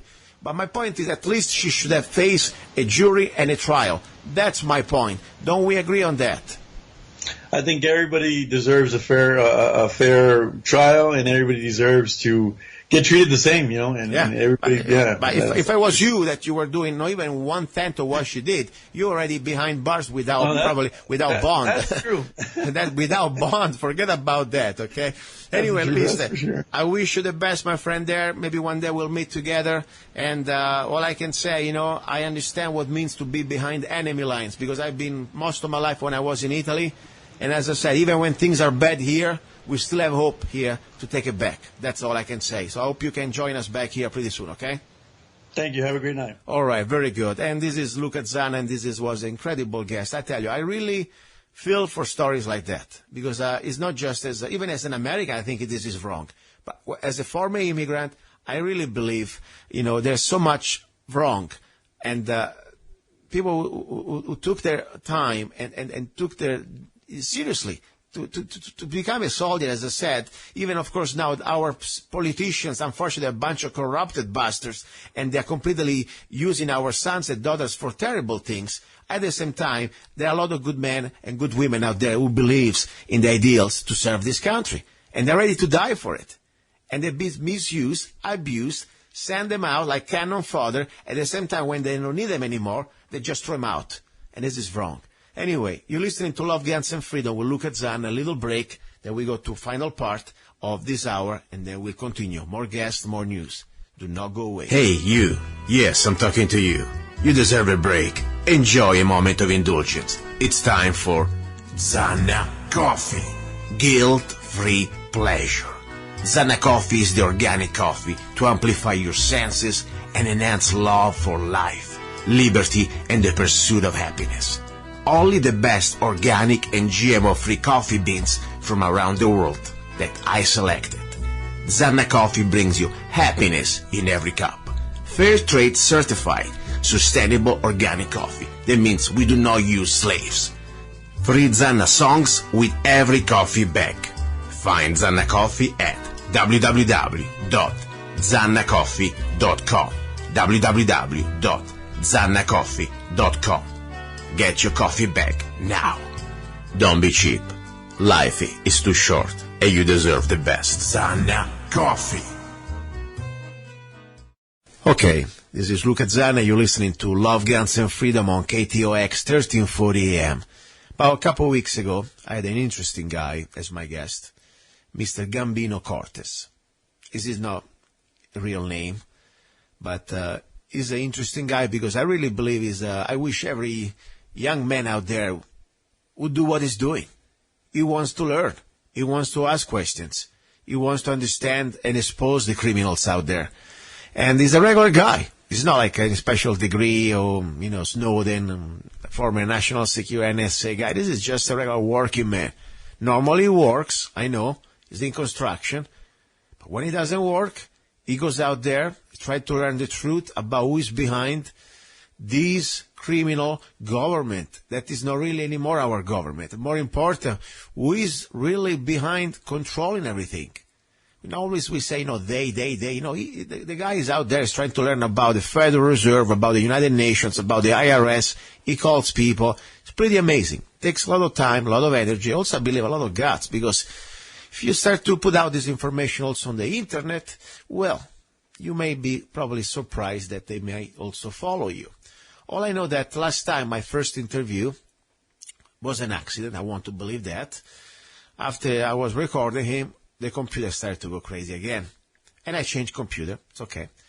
Today, I just call him right now. I have, unfortunately, sad news he wants to share with us that he will tell us right now more. But after a few seconds, I was having him on the phone. Bang. The computer started to go crazy again. So I don't know. Maybe just another conspiracy. Maybe I need to change the computer again. Anyway, regardless, I would like to share. I mean, unfortunately, I don't want to share, but I think it's important to know what's going on, at least to have an idea. As I said, I'm not there. I don't know what happened to Gambino's family, but I know that the coincidence was pretty strange. While I was having him on the show, recorded the interview, one of his family members was killed by the police. We will know more. I don't know much, but I would like to have Mr. Gambino to share with us this sad news. Gambino, are you there? Yeah, I'm here. Okay, I'll give you the floor. We have about 10 minutes. I want you to give us the short story. We had an interview a couple of weeks ago about your story, what you do as a black American to try to learn, expose the criminals behind, expose the United Nations. You're an interesting guy. I really like what you're doing. And at the same time, while we were having this interview, something happened to one of your family members. Give us details, please. When me and you did the interview last week or the week before last, we did the interview like about 10:30, 11 o'clock that night. 8:30 that morning, Carrollton, Texas police had killed my nephew.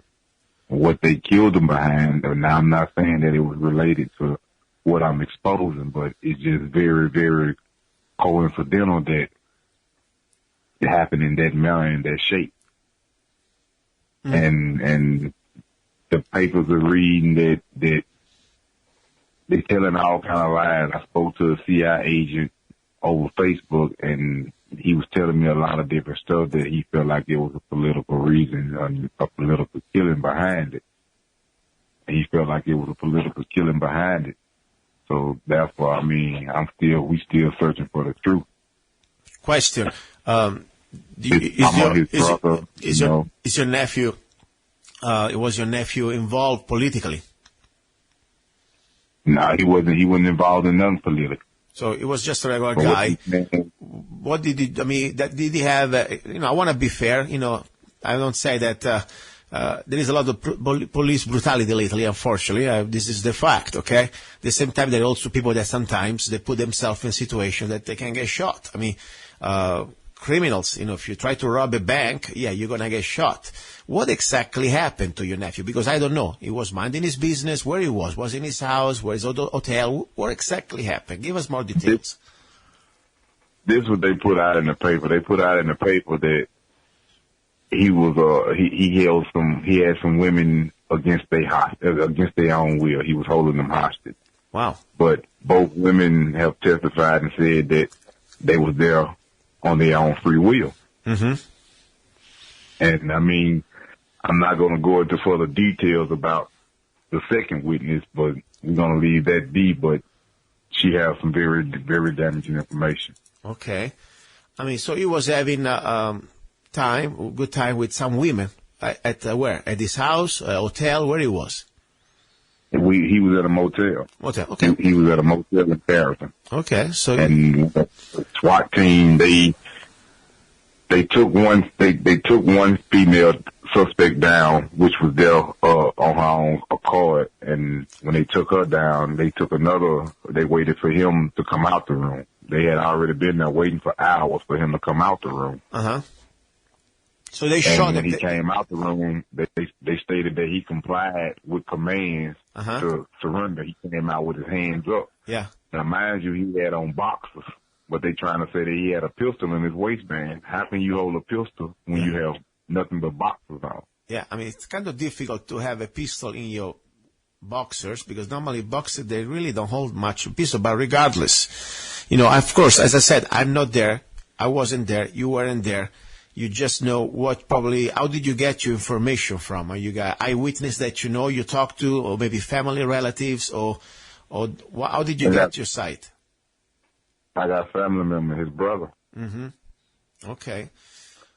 Well, all I know that, Mhm. unfortunately, His brother have talked to several eyewitnesses, which is my other nephew. yeah, this is sad. Regardless, unless you are suicidal, you want to kill yourself.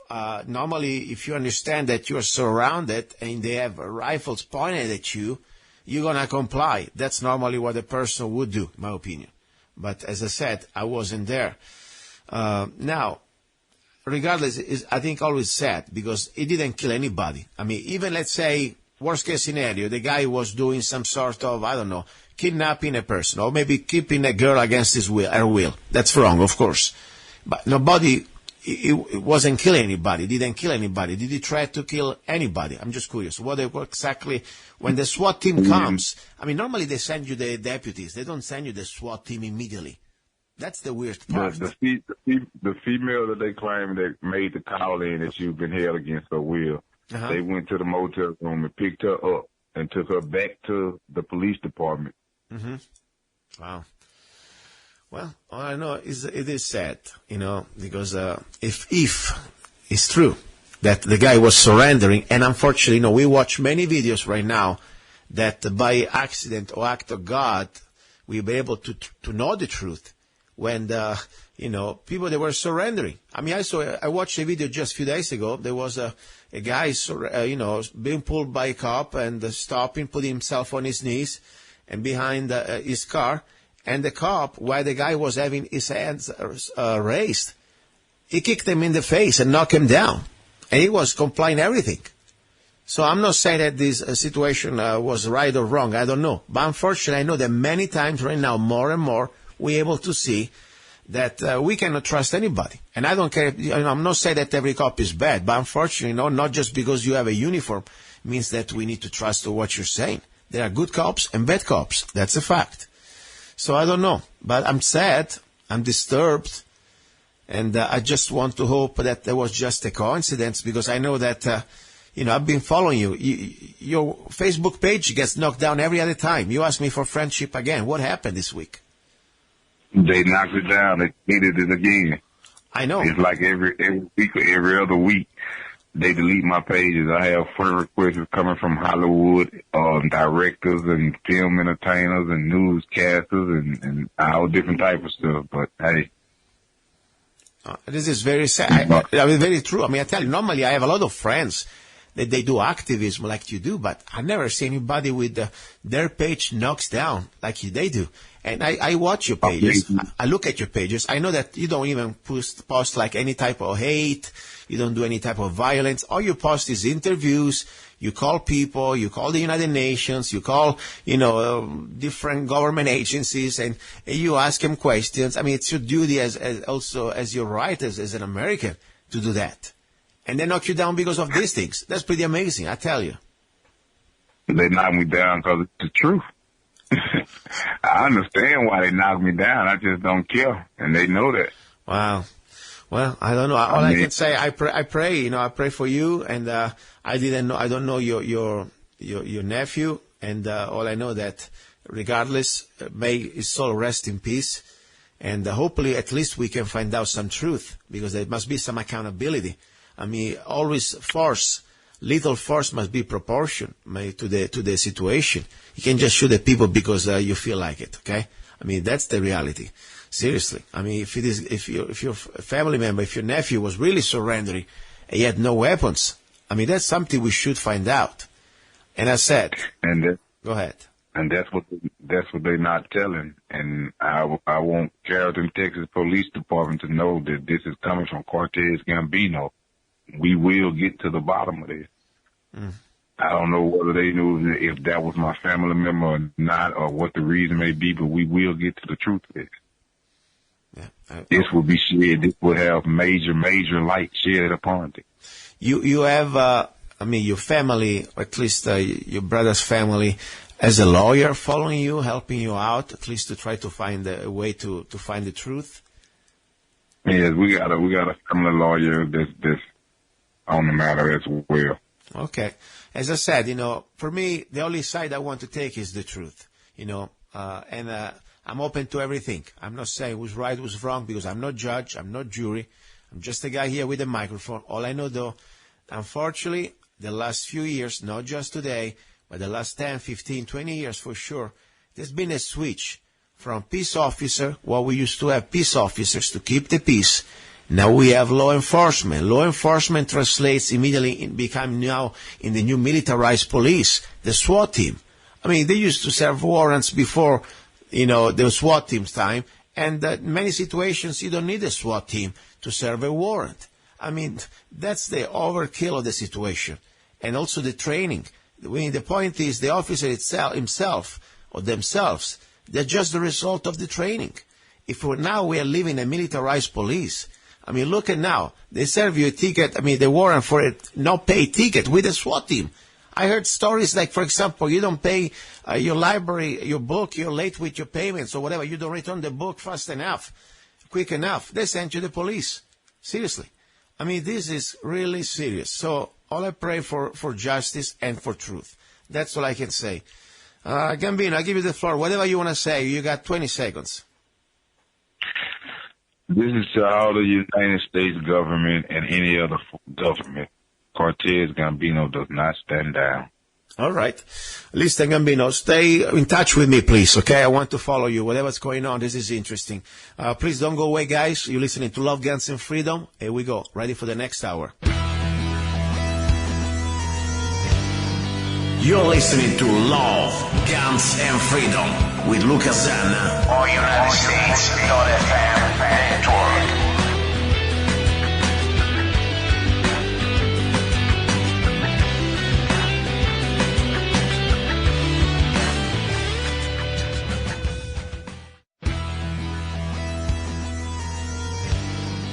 You're listening to Love, Guns, and Freedom with luca-zanna on United States.fm network. Here we go.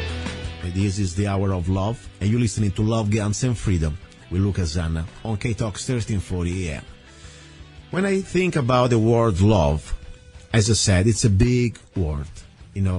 Love is not just physical. It's not just for a woman or for your mom or for your dad. It's also love for humanity.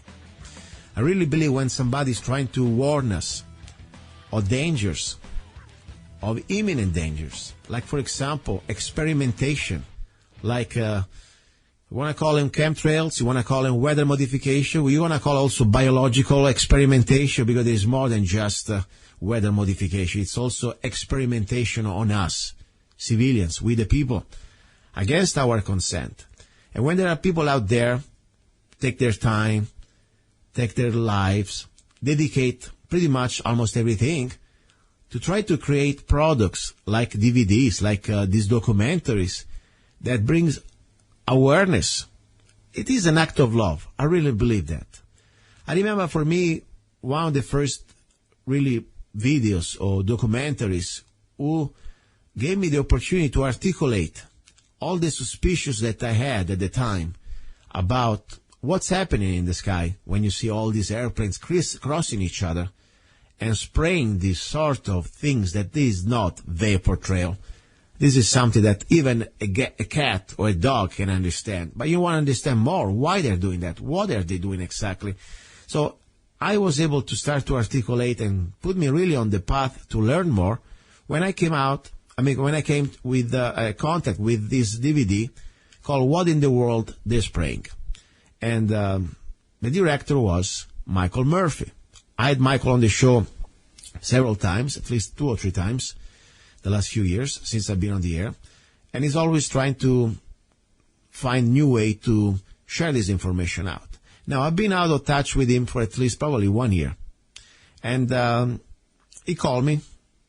He wanted to talk about something. I don't know exactly what. But I'm here, and I would like to give him the microphone. Because, first of all, I'd like to know what he's done, what he's been doing the last few months. And as I said, as an act of love, when somebody tries to do the right thing, sometimes also creating a lot of dangers, because, we're talking about things that people, they're being compromised and being, let's put it this way, you start to try to blow the whistle on things like this on mass scale, when you think that how many million of people have been watching documentaries like What in the World the spraying, you become an enemy of the establishment, an enemy of the shadow government. That's a fact. So I always say, for me, people like Michael is always a person that I consider, a brother in this, let's say, struggle against this tyranny. And here we are, Michael Murphy from Los Angeles. Michael, are you there? Yes, I am. Luca, thanks for having me on. And, wow, what have I been doing? Working quite a bit. Wow, just researching really what turned out initially to be a family trust issue. And it turned out what I've uncovered, what I've learned, to just really be a journey on my life. Had a chance to learn a lot about people in my life, their motives, and really how this relates to the world that we're in today. And I think the word love, is an important word. Often told, I think, those of us who are men not to use that word. The most important thing that we can focus on, that we can do. And oftentimes love comes in different forms. It's not always happy. It's not always angry, but it does. It gets angry at times. It protects. It disciplines. There are many aspects of this word, but, getting to the deep motive of things, we have to look at love and question. Does this person love? Yes or no?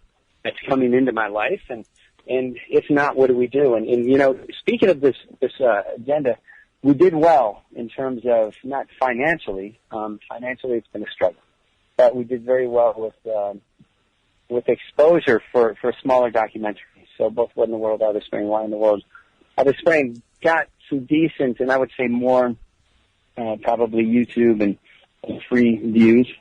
We did sell a little bit, enough to sustain. But looking back at all of this, and I'll explain what's going on here in California. Why we're literally in the beginning of what's being called a World War III and IV, which a lot of people are unaware of, why the mainstream media has not covered it, which they will, I think, tonight. Mm-hmm. And really how I got into the geoengineering issue and what I learned after being an appointed trustee in a family trust that I was told was from my father's. Now it was my mother's money, and it was her money, and she could do whatever she wants, and my job as trustee was to sign whatever she wanted. Well, after doing this, and now learning that this is the Brown, it's a Brown trust, the Brown family trust, and remarkably, they had just got done, I believe today, having some court hearings on this. And what's amazing was my family never told me about this. When I asked them if they were coming out to California, they told me I was crazy and ridiculous for asking. And I tried to actually get in and testify as a trust. Was physically restrained from going in, prevented from going in, had weapons pulled on me, all kinds of stuff related to this. But, the important thing I think to note is somebody was paid to actually go in utilizing my ID or my name, and stating that they were the person called to be involved with this trust. What we learned tonight, we had a big segment not only of our economy removed, taken to overseas and other interests, but not to Africa, actually, to other areas where people wouldn't suspect, and then also land. The land that's very important had just, and I'm very angry about this, very emotional. It was just given away. People did not listen to my warnings. I told people that the agenda here in Inglewood, California, was to literally come in, put this town and the rest of the nation also has goals, or at least folks do, to put the land on land trust. Okay, and the problem with this... Let me ask you something, one second, Ollie. Sorry to interrupt you. I want to people we understand. We are talking about right now like a family, let's say, inheritance or something connected to your family, correct? That's why you went to court. For your trust? No, I didn't go to court. Here's what happened. I grew up in the Chicago area, and I was raised in a family, and it was not a bad life. It didn't seem like a bad life, and I was raised a normal childhood. Mm-hmm. What I would think, it was upper middle class, nothing too spectacular. What I had learned, though, after going into the family trust, a whole bunch of things, and this was a significant chunk of our economy, not only with the Murphy Oil, which many people know as Standard Oil, being one of the subsidiaries, and then Motorola on the other side. So after researching this, after being told that this was about a $3.5 million trust, and if I start asking questions, I would be removed and not receive anything. So, but I found that about 40% of the value was missing, and I called for called for an audit, and I was met with great resistance from within the family. My life had been threatened, and my life had become a living hell. You know, I had several death threats, usually on a daily basis. I've been wiped out to literally poverty level income. I've been starving many days. You know, it's funny. I'm sitting in a new Mercedes-Benz, and I had gotten this prior to when we were supposed to release in it was May. We didn't. That was Unconventional Gray. That was part 3 of the film. Great film in the structure, but the team that I had brought on, I had learned, and again, this needs to be verified, but I think a few people have confirmed it, that my team was paid by somebody within the movement who infiltrated, literally put in a bunch of unlicensed footage just to create havoc in my project. So I immediately hit the brakes. We didn't release. I've been waiting for an accounting, haven't had that. So there's been a little bit of turmoil, which is kind of embarrassing because I stand behind my work and my funders who have supported me all the way. I did not know there was an investment strategy related to the film that my producer had cut. So I'm pretty disappointed. Let me ask you some questions, or at least I want to be sure I understand. Like me, of course, probably other listeners. So the point is, you were in the middle of a project, one of your newest documentaries. Let's remind exactly what you did. You did "What in the World They're Spraying." That was the first documentary. By the way, how many people you think you reach on YouTube only for this documentary so far? I'm not sure. Millions, I guess, maybe 10, 15, maybe even more. But yeah, if we look at the world population, it's a drop in the bucket. Yeah. So now, I think it was successful, for the first couple of films. After that, you did Why in the World They're Spraying. That's the second documentary that you produced, correct?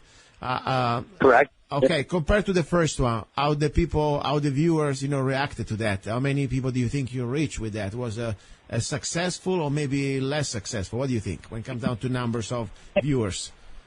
When you look at a numbers game, I in my research, I found out it's really not about numbers. We shouldn't look at numbers because we could have the masses cheering on the wrong person. Yes. Which we have right now, which appears to be such. And that's not too difficult to do or manipulate. Those things, for various reasons, can be manipulated. But what progress have we had? And I think the key was this really showed me who was who in the family. And, it was when uncovering that Motorola, that I was a potential heir from Motorola,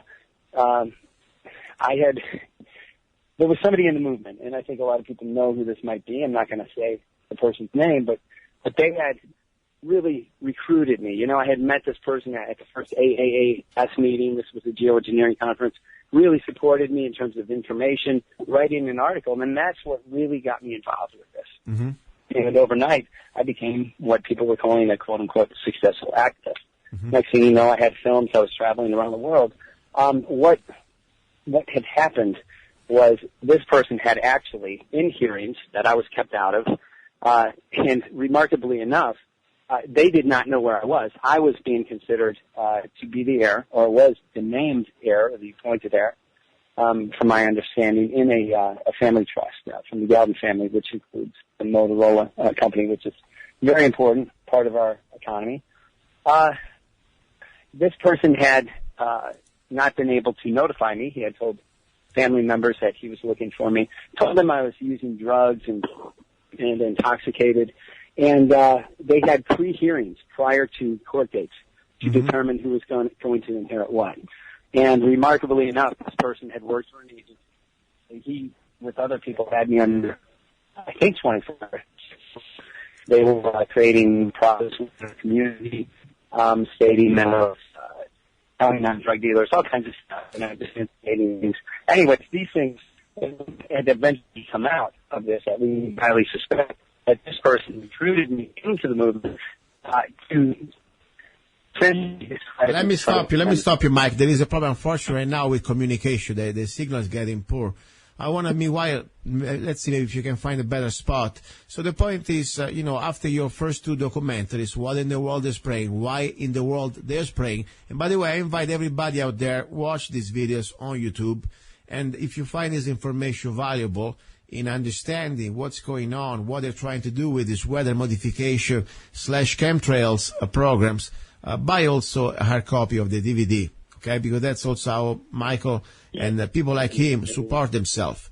Now, after this, and why in the world are they spraying? Please make sure that you get you tell them WCAGFT found that there's been reenacted. Michael, I need to call you back because this sound. I'll find a better spot. I'll call you back in 20 seconds. Because this sound is going down weird. Anyway, this is luca-zanna. You're listening to Love, Guns, and Freedom.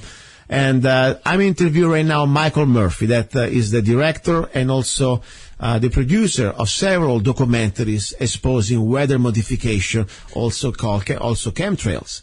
And as you can hear, there is something going on in his private life that is not exactly honky-dory, some drama. Why am I sharing this information right now? Normally, people we don't care about Michael Murphy's drama, and probably you shouldn't, because I know you got your drama. I understand that.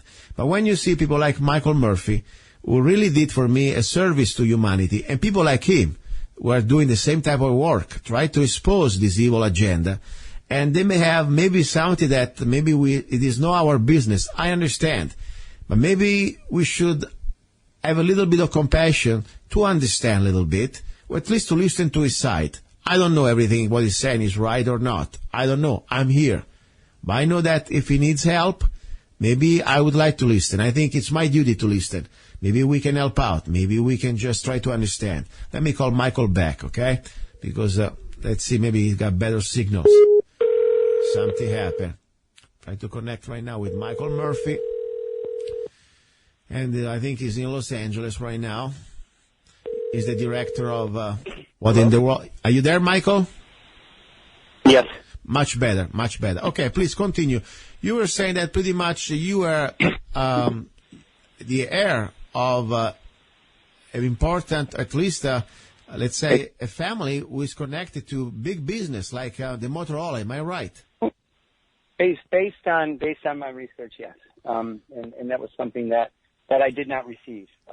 And the reason was somebody came into the community, and he had convinced apparently the family, showed them a bunch of pictures when I was actually working, stating I was dealing drugs or buying drugs, whatever the case might be. Anyways, trying to your family is still alive. I mean, you got father and mother out there. I'm just curious, none of my business, but do you have relatives out there?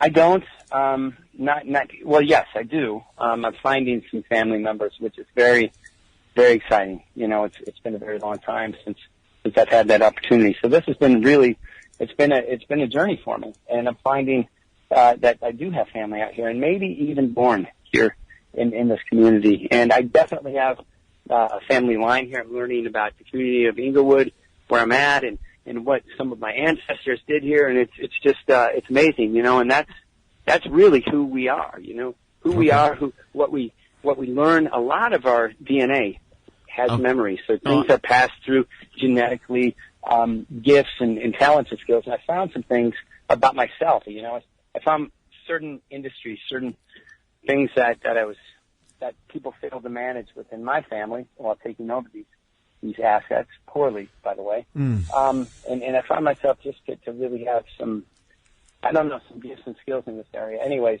it was... Right now, what are you doing, Mike? Let me ask you straightforward. Where are you living right now? You got an apartment, you live in a house, you live in a box, you live in a car. Where are you right now? Pretty much in the car right now. Yeah, I sacrificed everything for this. And what I learned here, and I'll just cut through the chase, okay? I was brought into the chemtrail movement, this is not speculation, for many motives, but one of them definitely was because my family appears to be very much involved in these programs, to discredit me in front of the family for the purpose of taking over this industry. The purpose that was who is your family, Mike? I mean, if you're talking about family, we're talking about the Murphy family, your father's side. Who is your family in this case you're talking about? Murphy, Rusnak, Marco, a bunch of things. I really am, because people have not, they failed to really share with me who I was, who my family was. And again, that was an agenda to take over, transfer wealth from one family to another. There's a lot of confusion. I do know, unfortunately, a lot of family secrets, a lot of things that were very important. The family had gotten out as a result of this negligence. So I'm hesitant to really name names. I know who I am, but I really want to make sure that this is handled in a way that's respectful for all. And to bring somebody into the public eye, not telling them who they are, setting them up, it's really unacceptable. And in doing so, what I can tell you for sure is I've learned a lot of things, which I'll explain in a moment, and where we are today. And Luke, I know that you and I share something I think that many Americans have or will, hopefully, and that's the idea of freedom. And I'm not talking about, only just having stuff for free. I'm talking about the ability to make decisions for ourselves, the ability to choose the path that we want to travel in our lives. And those things are at risk tonight. So going in and finding out all these things with the geoengineering, while I stand behind the things that I said, I'm learning some of them might have been manipulated a little bit to make fun of me and do sorts of things that were not very cool. I gave my life to this. Yeah. And I was put in a place of poverty, not only because business partners had ripped me off, but because, it was sacrifice for me. It was something that I believed in. And if I believe in something, I'm going to put 100% in it. I'm going to work those 18-hour days, 20-hour days now, 21, 22 some days. So it's ridiculous. I want to be sure everybody understand. Right now, you are in a dire situation. You are like, let's say, living on the streets, correct? Michael. In a sense, and I'll tell you why this is significant. Yes. And it really comes down to what this is about. It's about control. It's about transfer. It started with the idea of transferring this new world order idea, and it was birthed in my home, the home that I grew up in Riverside, Illinois. Wow. And yes, and they were the main drivers, and my ancestors controlled quite a bit. And this is not something we typically like to flaunt. We like to even talk about. What I've learned now, after learning the importance of being responsible with this money, it's a chore. I mean, there's a lot of stuff, a lot of people that want that money, that want that wealth, that want that power, and they will do a lot to get away with it. I'm learning things such as my family had paid women to date me and to marry me, literally, had paid them money to not only get money, but also get my name so that they could transfer wealth. These are things that had happened. I'm learning that, it's why so many things happened in my life. I mean, I often use the example of, let's say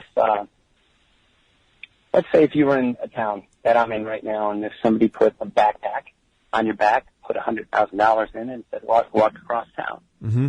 Well, you'd probably be in danger in most cities, especially at night. Yeah. That's what happened to me. That's what happened to me. Everybody knew, apparently, in this town or the various towns that I've lived in, that I had wealth except for me. Wow. And what they did, they created such I believe through payoffs and a lot of other things, they created a system where I was unable to get the account names and passwords. And as a result, everybody, the idea was to spread the wealth, so they did. But they allowed everybody to get this except for me. And I'm in a town here, homeless, watching people who have gotten literally intoxicated from the wealth that my grandfather had left for me, or my father had left for me. And I'm sitting here homeless and hungry, starving, asking people to share $1. So this is like, let's put it this way. You're claiming that you have a conspiracy against yourself that they deny. They are denying, and they have denied. No. You're right. No, this is not even denied. I have more documentation, more validation, more proof than anybody could imagine. I believe, I understand. But conspiracy means that there is a plan, an organized, orchestrated plan to situate you in the spot that you are. I mean, that was like an agenda, to create a plan. A conspiracy, means to conspire. Two or more people get together, and they conspire to create a plan to compromise the health or the wealth of somebody. I mean, that's the situation. Right now, let's put it this way. If you had what's supposed to have according to your family record that you're saying, you should not be in the situation you are right now, let's say desperate, looking for $1 to maybe to get a lunch. You tell me things that I feel sorry really for right now, what you're going through, what you're saying. And it's really not about me, and again, we talk about money. Would I want to come back and be a multi-billionaire? No. The answer is absolutely not. There's more responsibility than you could imagine. And people picking up large amounts of wealth, not having that guidance, not having that experience, we're in big trouble. And what we have is a transfer of wealth, which is not, the idea is not a bad idea. So we're looking at this issue of equality. We don't have equality. We have massive pockets of wealth in certain areas, massive pockets of poverty within my community. We have vast differences in variances. I understand. You know what that creates? It creates war. It doesn't create peace because there's a pushing and pulling, transferring of wealth. It's very, very dangerous. But meanwhile, talking about your family, your life, if you have the right as a birthright of something belonging from your family, given to you to your family, I don't feel sorry. If my grandfather was a billionaire, I wouldn't feel sorry to say, that's what I deserve. That's what is my family right. I would like to have a part of it because, it's not right that somebody else maybe is getting it. But my point right now is, regardless, you are not in a happy spot. You are in a situation that I think it's tough. Again, it's not about me because this is what I do. It's not my life. It's going to come and go. I'm going to enjoy some days. I'm going to not enjoy others. I'm looking at people now who have my wealth who are scared to death. They are freaking out. And the reason is this. When you talk about birthright, a lot of people really don't understand the importance of it, especially my family that took this. And if they would have known, they wouldn't have done it. And the reason is this. We spoke about DNA having memory, and that's very important. And because of that, certain traits, certain skills, those are passed down from generation to generation. So you look at families, certain families like the Brown family, excellent wrestlers, great wrestlers, okay? That's passed down through DNA. And if this was respected, the family order, none of this would have happened. And I'll tell you, you don't even know what's happening. I'm telling you, we are in a major crisis. Tell me. No mistakes like this would have happened. And because that DNA gives the memory. I know banking, although I've never studied. I just seem to know this issue and how to manage this and how to solve it. And that's not boasting. That's what I know. And that's because of the family order, and that's why it needed to be respected. And that's sacred. These things are sacred, and there's a reason they were sacred. Okay. And if you violate that, so what's ironic was I had people arguing over why I shouldn't get my inheritance. Oh, we saw Michael smoking. Oh, he was intoxicated. Oh, he swore at this person. And this attorney, my mother's fraud attorney, he had everybody arguing and confused, and he had a group here. They had a meeting here in Inglewood that I was trying to get to. By the time I get there, everybody wanted to kill me. I said, what's going on? We saw you smoking. I'm like, so what? Well, you blew it for us. I said, what do you mean I blew it for you? Well, you can't inherit anything. I said, what are you talking about? Well, you can't smoke this and inherit land. I said, show me where it says that in the documents. Show me it doesn't. It was birthright, that is sacred. An attorney can't come in and change what my grandfather was, what my relatives left for me. And the judge can't do it. Wow. A mother can't do it. Nobody can do it, period. Wow. So let's say, let me be sure I understand. They were trying to, let me be sure I understand. They're trying to use the fact that whatever your choice you have of lifestyle, somehow will compromise, or at least had compromised, your right to inherit what your grandfather left you, correct? And it cannot compromise. No, I understand, but period. It cannot. So what they tried to do, somebody using this fraud attorney's name, his name was, I call him Enroth, he's from Hinsdale, Illinois. I had been threatened multiple times every day, and especially a lot of arrest threats. So when like for example this morning, there was some stuff that was transferred today. And I knew stuff was going to be transferred when the police were called several times. I mean, there were arrest warrants. Wow. This has happened not once or twice. This has happened over 73 times. Oh, my gosh. These things. When I had people shooting at me, I think I was shot at probably, 3 or 4 times in the past hour. Okay? Something I said, was Ekroff here? Was Enroth here? Why would you ask that? I said, look at you guys. You guys want to kill me. What did he say? So this guy's running around planting seeds of dissent, tearing the community apart, thinking that somehow this is about me and me not being homeless. No, it's not about me being homeless. Okay? I can handle that if I had chosen that path. He has convinced people that drugs had put me in the spot of homelessness. Let me tell you something. This is a multi-billion-dollar trust. This fraud attorney stated he made $103 billion off of this, and my mother is now homeless, or right before she passed, if that's true. $103 billion? You can't smoke that in 20 lifetimes. That's ridiculous. So you're going to say that, no, he put me in the spot of homelessness, his failure to provide what he was legally obligated to give me, and if I sound angry, I'm furious. I'm sure you are. You have any legal, let's say, representation? Somebody would be like your lawyer, and even right now you don't have the funds. Maybe when they look at your case, they may say, wait a second, I want to be your lawyer. You have any lawyer? You want to hear the irony of it? Tell me. I've been asking for 2 things. I don't typically like, when I know an issue well enough, I don't need a representative, so, somebody to represent me. Because I know what my motives are right now based on what I've seen. A family who's not only turned their back, but totally sold me down the river, put me into more danger than you could ever imagine, than anybody could ever imagine. Obviously I have what they call trust issues, for many reasons. I have what's called I'm a secured party creditor, which gives me certain powers, certain authorities. And now that I have land, I do have the ability to make certain decisions. The irony of this is I'm sitting out here begging for a couple of bucks because I've been taking that thing into banks. Chase Bank was going under, and this attorney stole, from what I've heard, we need to verify this, stole my bond, either $100 billion or $300 billion. This can finance governments. This can finance communities. This can do a whole lot. But I can't do it alone because I walk in. They've told people I'm a drug addict. I'm homeless.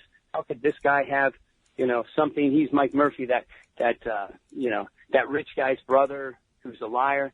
These things aren't true. Okay, I'm the real person. This is what I found in my research. But there were laws that were passed here in Inglewood to not help people in my situation. Laws passed. Wow. For the purpose of putting me in a position where I'm hungry or I'm starving. Why are you still there? Why are you still there in Inglewood? Because I know when I used to be in Los Angeles, I know the area. It is not exactly the most, let's say, friendly area. It's an inner. It's a tough area. Okay. And do you have any? I came to do one of 2 things. I came to live or die here. I'm going to do one of 2 things, either live or die here. And tonight's probably going to make the difference of it. And I'll tell you why. There is right now, we had government securities that were in my trust. And I had the revelation to contact this fraud attorney. He refused to give them to me. I called up my mother. She swore at me. I called up my brother, Keith. He told me everything was great. I said, no, it's not. I said, we got trouble. They didn't listen to me. They wouldn't listen to me. I told them over 4.5 years ago, I had visions, dreams, seeing this. What I saw scared the hell out of me. And I'm very afraid tonight. I'm sitting on what's called the fault zone. I'll explain what that is in a second. Government securities they expired. Okay? These funded a lot of foreign governments. There were commitments that the U.S. had. Those commitments were not being made. What I know today is, I know that our gold reserves are gone. And I'll tell you the real concern. With those missing, my guess is, because I wasn't involved with this, that based on the fact that they used my signature as trustee fraudulently to withdraw billions of dollars, maybe even more than that, of cash. Palazzo Dinverno and Fultz, Jim King, was the person who was orchestrating that. Definitely led me down to sign things based on fraud. Not good. But not only did it do that, it compromised our national security in a major way, and I'll tell you why. The cash reserves were run out. That's no secret here. but also it just gets worse and worse. God. But also, as I said, our gold and our silver, those were given to foreign countries. I had roommates that had stolen up to, in one case, $300 million. And just recently, $850 million. That was the last of the money of the U.S., and that was held, I believe, in Bank of America. I had called Bank of America a number of times, knowing that those accounts were there. People knew, because they heard me, whether it was roommates, they knew that I was not going to get the money, so they thought they'd go ahead and do it, not realizing that that kind of cash withdrawal during this time, in a very volatile time, would just crash the entire banking market.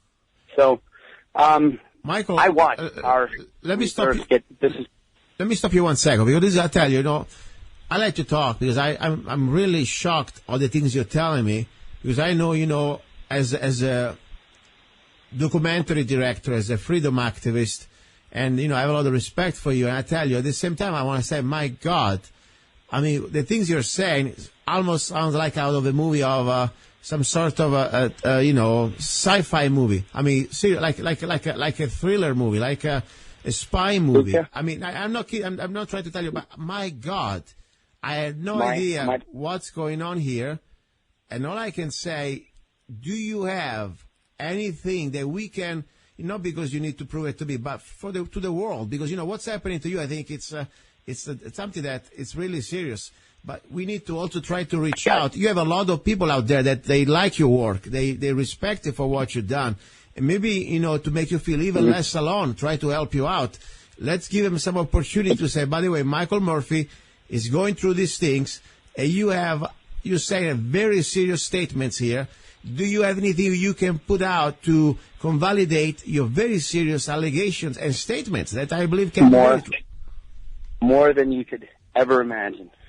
And there's been a lot of stuff just sent to me anonymously. Mm-hmm. There's a multitude of witnesses.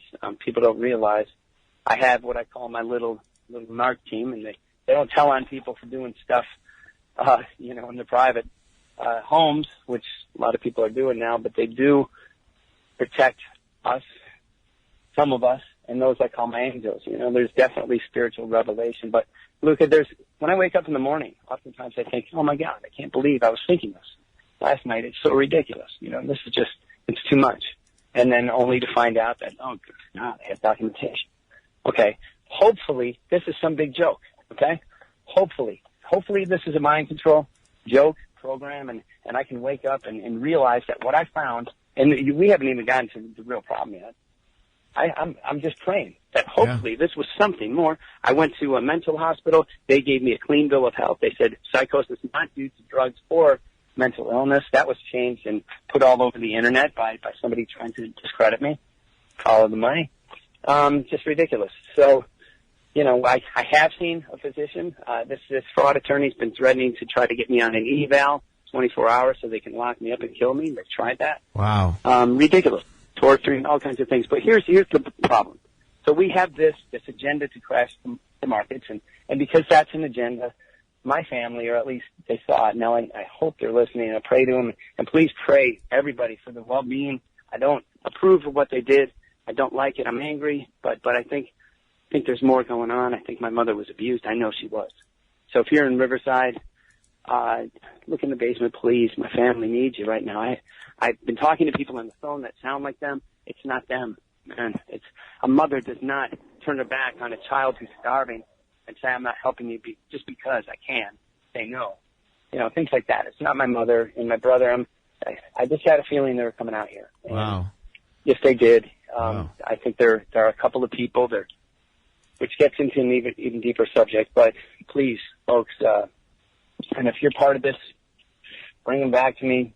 There'll be no judgment. We just need things to get back into order for the community. The reason is this. We have our oil reserves were shipped far, far away, all of them. And from what I'm told is we only have a couple of days of oil left. And I saw this, and when I saw it, I freaked out months ago in April, screaming at the top of my lungs. And that was, it's almost like a travel time. And I have had conflicting reports, people that have looked online, and it looks like we have 20 years left. And then I have heard people that have actually gone and found them. Verify this, please. Which again, I am praying I'm wrong about this, but that was not anticipated in this collapse. Their idea was to collapse the market, bring it back up, consolidate power, and maybe create a more strong world, which wasn't feasible based on their structure. It just wasn't. I can guarantee you that. So they overlooked a couple of things, and that's because they were taking on my calling. And anyways, let's look at what tomorrow morning, and I don't think it would be tomorrow, but sometime let's go down a couple of weeks, or I'm sorry, a few days. So maybe Monday, Tuesday. Mm-hmm. You get in your car, driving to work, and you realize, oh God, I probably should get some gas. And you go to the pump, and nobody's able to get gas. You go to the next one. We ran out of gas. This is happening now. This is happening in states. So what does that day look like? And how do you get home? Maybe you don't. Maybe you hitch a ride. You're lucky to find somebody who had more gas. But then you wake up the next day, and you realize, wow, maybe I should get some food because I can't get to work. And you go to the grocery store, and the shelves have already been cleared off because people realize without gas, for the most part, or other energy, but those big freighters and those big trucks aren't going to be running that much.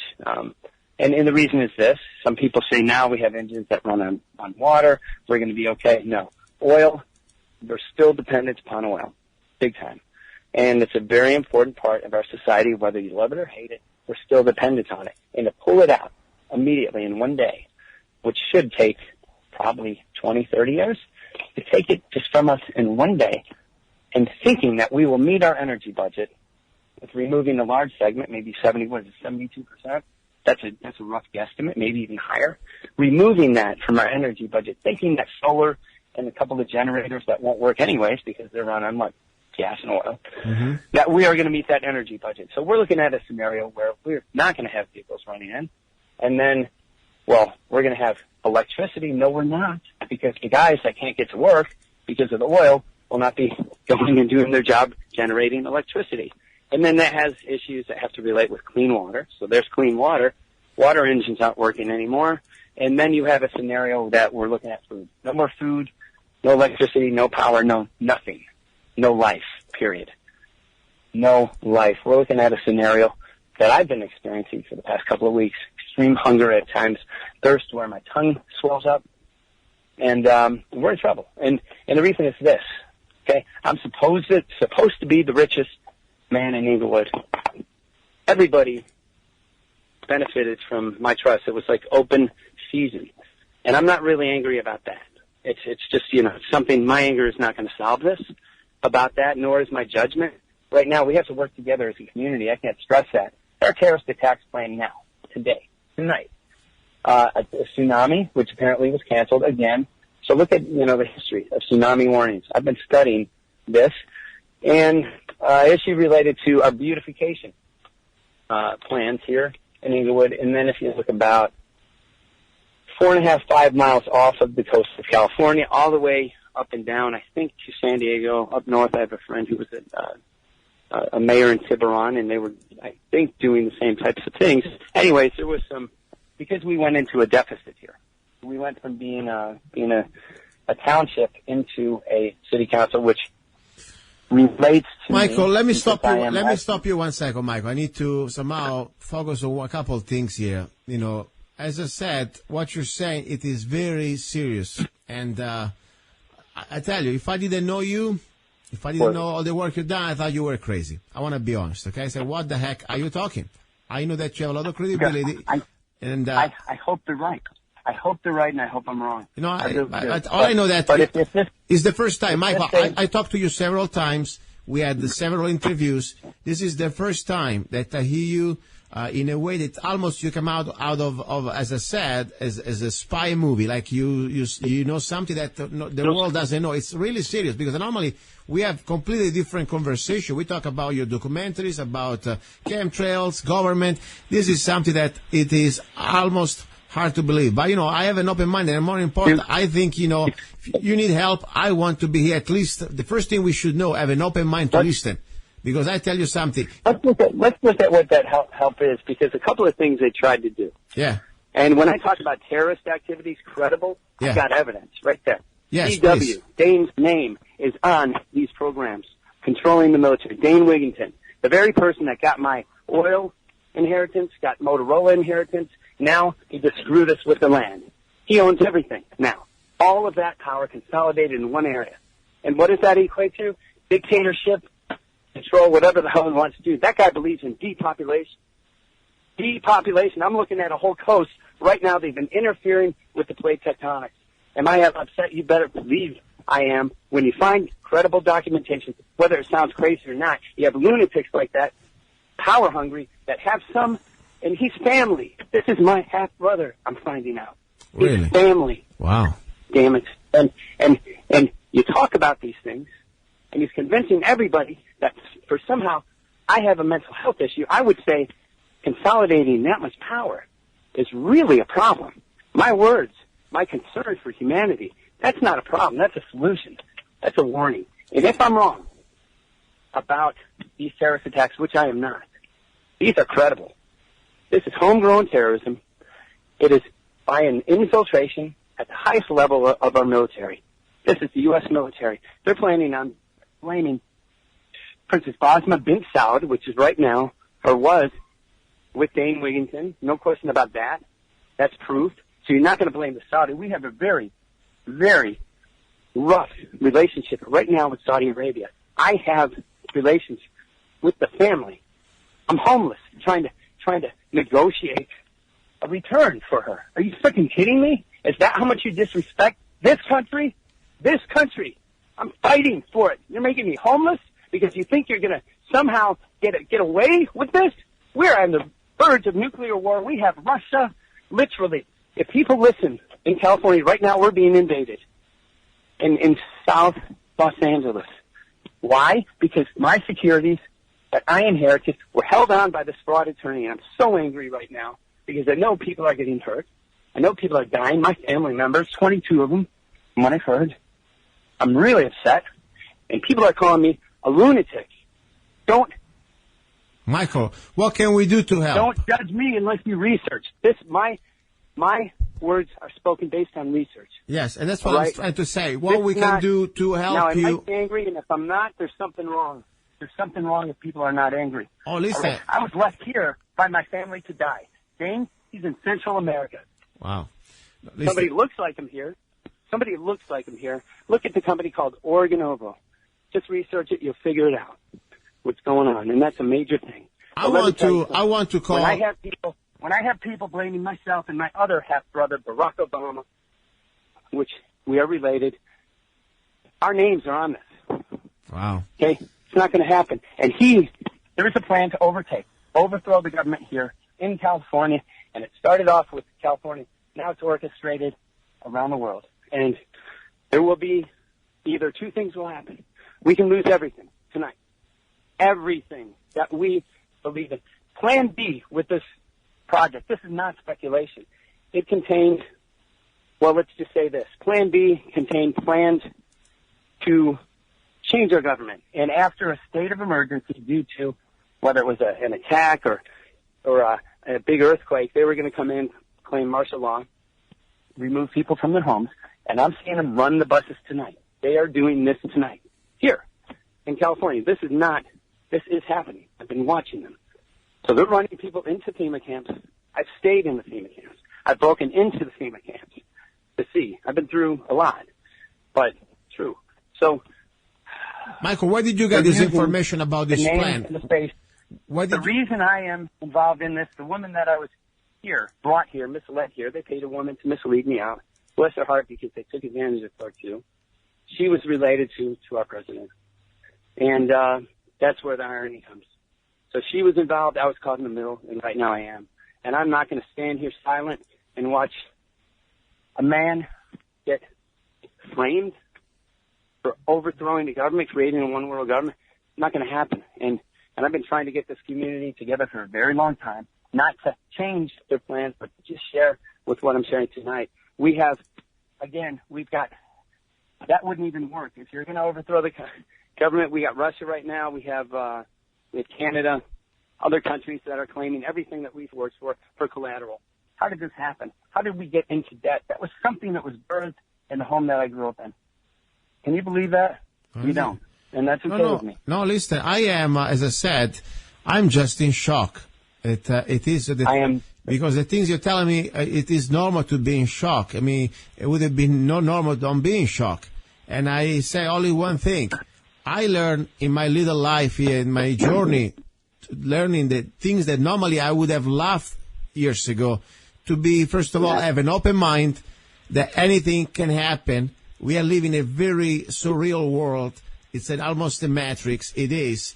And all the things we knew that were somehow the truth, they were lies. So I have an open mind to everything. My only point is always to say, I want to try to always find things to corroborate the things we're saying, because that's the point. You bring names, for example, and I had that person on my show. I would going to call him. I need to ask. I need to always at least know every side. But my point is, what you're saying, for sure, one thing right now, you are in a situation that no human being should be right now. I mean, you are in a spot that it is not a happy spot. It is not something that a person should stay, especially when you have a family. You shouldn't stay, even if you have a personal problem, you shouldn't stay right now living on the street like a homeless. That's not right. I just hope... Well, you know what? Nobody should. And that's the thing. Nobody should. We have so many resources in this country. We have the ability in a balanced system where everybody can thrive if they want. Those things are available to us. They always were. So I understand. People set me up with Federal Reserve shirts, ban the Federal Reserve. It wasn't a bad system. It was people that consolidated all this wealth and held on to it. And with that, you get tremendous wealth and then extreme poverty. We have that now all over. We have, in Saudi Arabia, there was this issue of Saudi Arabia got framed for this $350 million. Michael, again, how did you get? It makes sense because people are starving. I understand. How did you get these plans or this information about what could happen? This potential, let's say, false flag, and of course coming through the agenda, martial law. How did you get? What type of proof you can bring? They got so damn arrogant. They put an ad on Craigslist because what had happened, I was getting kicked out of many places. I think I went through 5 rooms in probably 4 months of roommates just kicking me out after they got into my finances. And it got so ridiculous, and there was so much wealth that, again, I had no access to. I started learning that it was there. And this is not speculation. I wish it was. But my roommates they were flaunting it. They come home with new cars, show me their ID with my name on it. People were... I was walking into the bank here that my ancestors founded and going in because I didn't have account numbers, didn't even know what my name was before they changed it as an infant, and really just going from intuition and trying to put pieces together and being told I was crazy and shame. What do you owe? Somebody said you look into this account, just telling this does not exist when all the other things supported the fact that it did. It put me into an area where it was just too obvious. I mean, when you walk into a bank and you use somebody's name that definitely left you, some money, that had some wealth and some assets, and they won't give you any information because you don't have the account number. Well, is it that easy? Can somebody just change names and hold on to a trust, which is not public, and steal everything in front of your face? That's what happened. We had a nation that just became not only bankrupt, broke. And people are used to benefits that, especially in my town, my family, through my inheritance, they paid for public benefits. And I kept on warning people, don't spend this. Pretty soon it's going to run out. Please, I'm thirsty, I'm hungry, help me. And it was really a point of desperation. I'm not, and screaming sometimes at the top of my lungs, trying to say, people wake up, we're all down this path. I need your help, I need your help. Nobody would help me. Listen to me 1 second. As I said, I'm not there. I give you the microphone, and I'm glad that you're sharing all the information you can. But at this point, I need to focus on one thing I know for sure. You're a human being who needs some help right now. And I think you've done a lot to wake up the rest of us with your documentaries. Been asking for administrative and computer help, and that's what I need. Okay, so let's tell you what do you need? They tried doing that. How can people can reach you? Michael. Michael, how can people reach you? If you want to be reached, somebody who wants to help you, how can people reach you, first of all? If they want to help right now, if they're in California, right now I'm in Inglewood. Now, this is right on the fault zone, what I call the fault zone. The plan is to drop this into the ocean, getting rid of a huge land deal in Northern California that had my name on it, Barack Obama's name on it, the fraud attorney's name on it. That was not me, but their plan is it's a land issue, okay, with Mexico, with the U.S., a lot of people making claims. This is something that Mexico should be respected. If there was a land deal that we had and we're on Mexico's land, we need to start talking. We need to sit down. Michael, not drop their land. How can people help you right now? That's not a way to solve a problem. Some people view our brothers and sisters in Mexico as a problem. No, they're not a problem. I understand, Michael. Michael, listen to me. 1 second, Michael. I understand. Listen to me, Michael. 1 second, please. My focus right now is somebody wants to help you. Forget about Mexico. Forget about anything else. Want to give you some help. How can we help you? First of all, acknowledge what's going on. An effective mind control program. You could get a whole entire city mocking me. Doesn't mean it's public opinion. It doesn't mean they're right. We've seen that. We've seen a lot of weapons deployed. Listen, man, the family's waking up. Stop. Do what's right. That's what we ask you to do. Okay? My greatest hope was that I'm just wrong. And I still hope that, but unfortunately too much is coming through. Now what needs to be done, you need to do the right thing. And there are huge investments with this project. I think it's a $19 trillion operation, at least after this earthquake. Man, these people's lives. You don't just drop people into the ocean because you think they're quote-unquote clones or not conscious. You know what? That's a bad judgment. It really is. And plus, you know what? How can people contact you in case they have more questions about that and they want to help you? Is there a way to contact you directly? Yes, I can be contacted. Now, my phone, as you might imagine, apparently a lot of people have been trying to get in touch with me. It's not working. This is a cloned phone.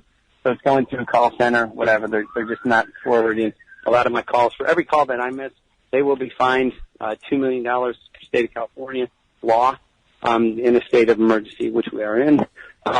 That's not even negotiable. So this is, and more, we're going to put more penalties on it if we can. Michael, give the number out. Give a number out. We have 1 minute.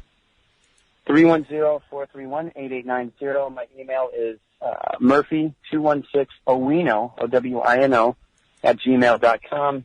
That's a family that had, we had some ups and downs, but basically they supported me in a number of ways, probably more than could imagine.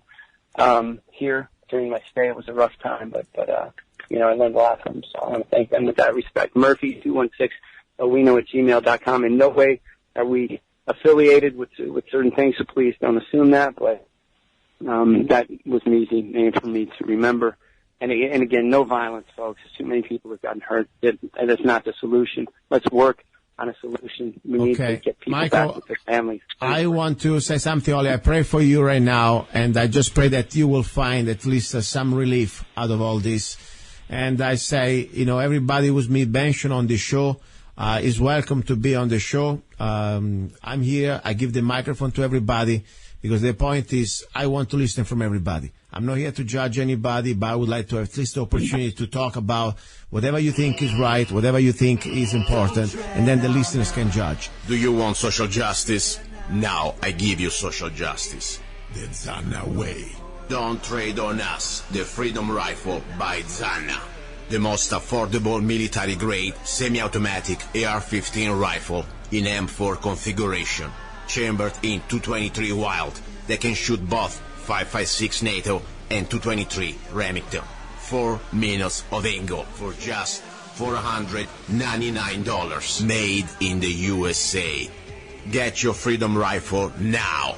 We need every law-abiding American armed with knowledge and at least one military rifle ready to defend good against evil. With every Don't Trade on Us rifle, you will get free parchment replica of the United States Constitution, free digital CD, Don't Trade on Us, free ebook, How to Become a Rifleman, free t-shirt, Slaves Are Never Armed, I Am Not a Slave, free 30 rounds magazine where allowed by the law, free laser engraved ejection port. Don't trade on us. For just $499. Go to www.freedomrifle.com. www.freedomrifle.com. Get your freedom rifle now.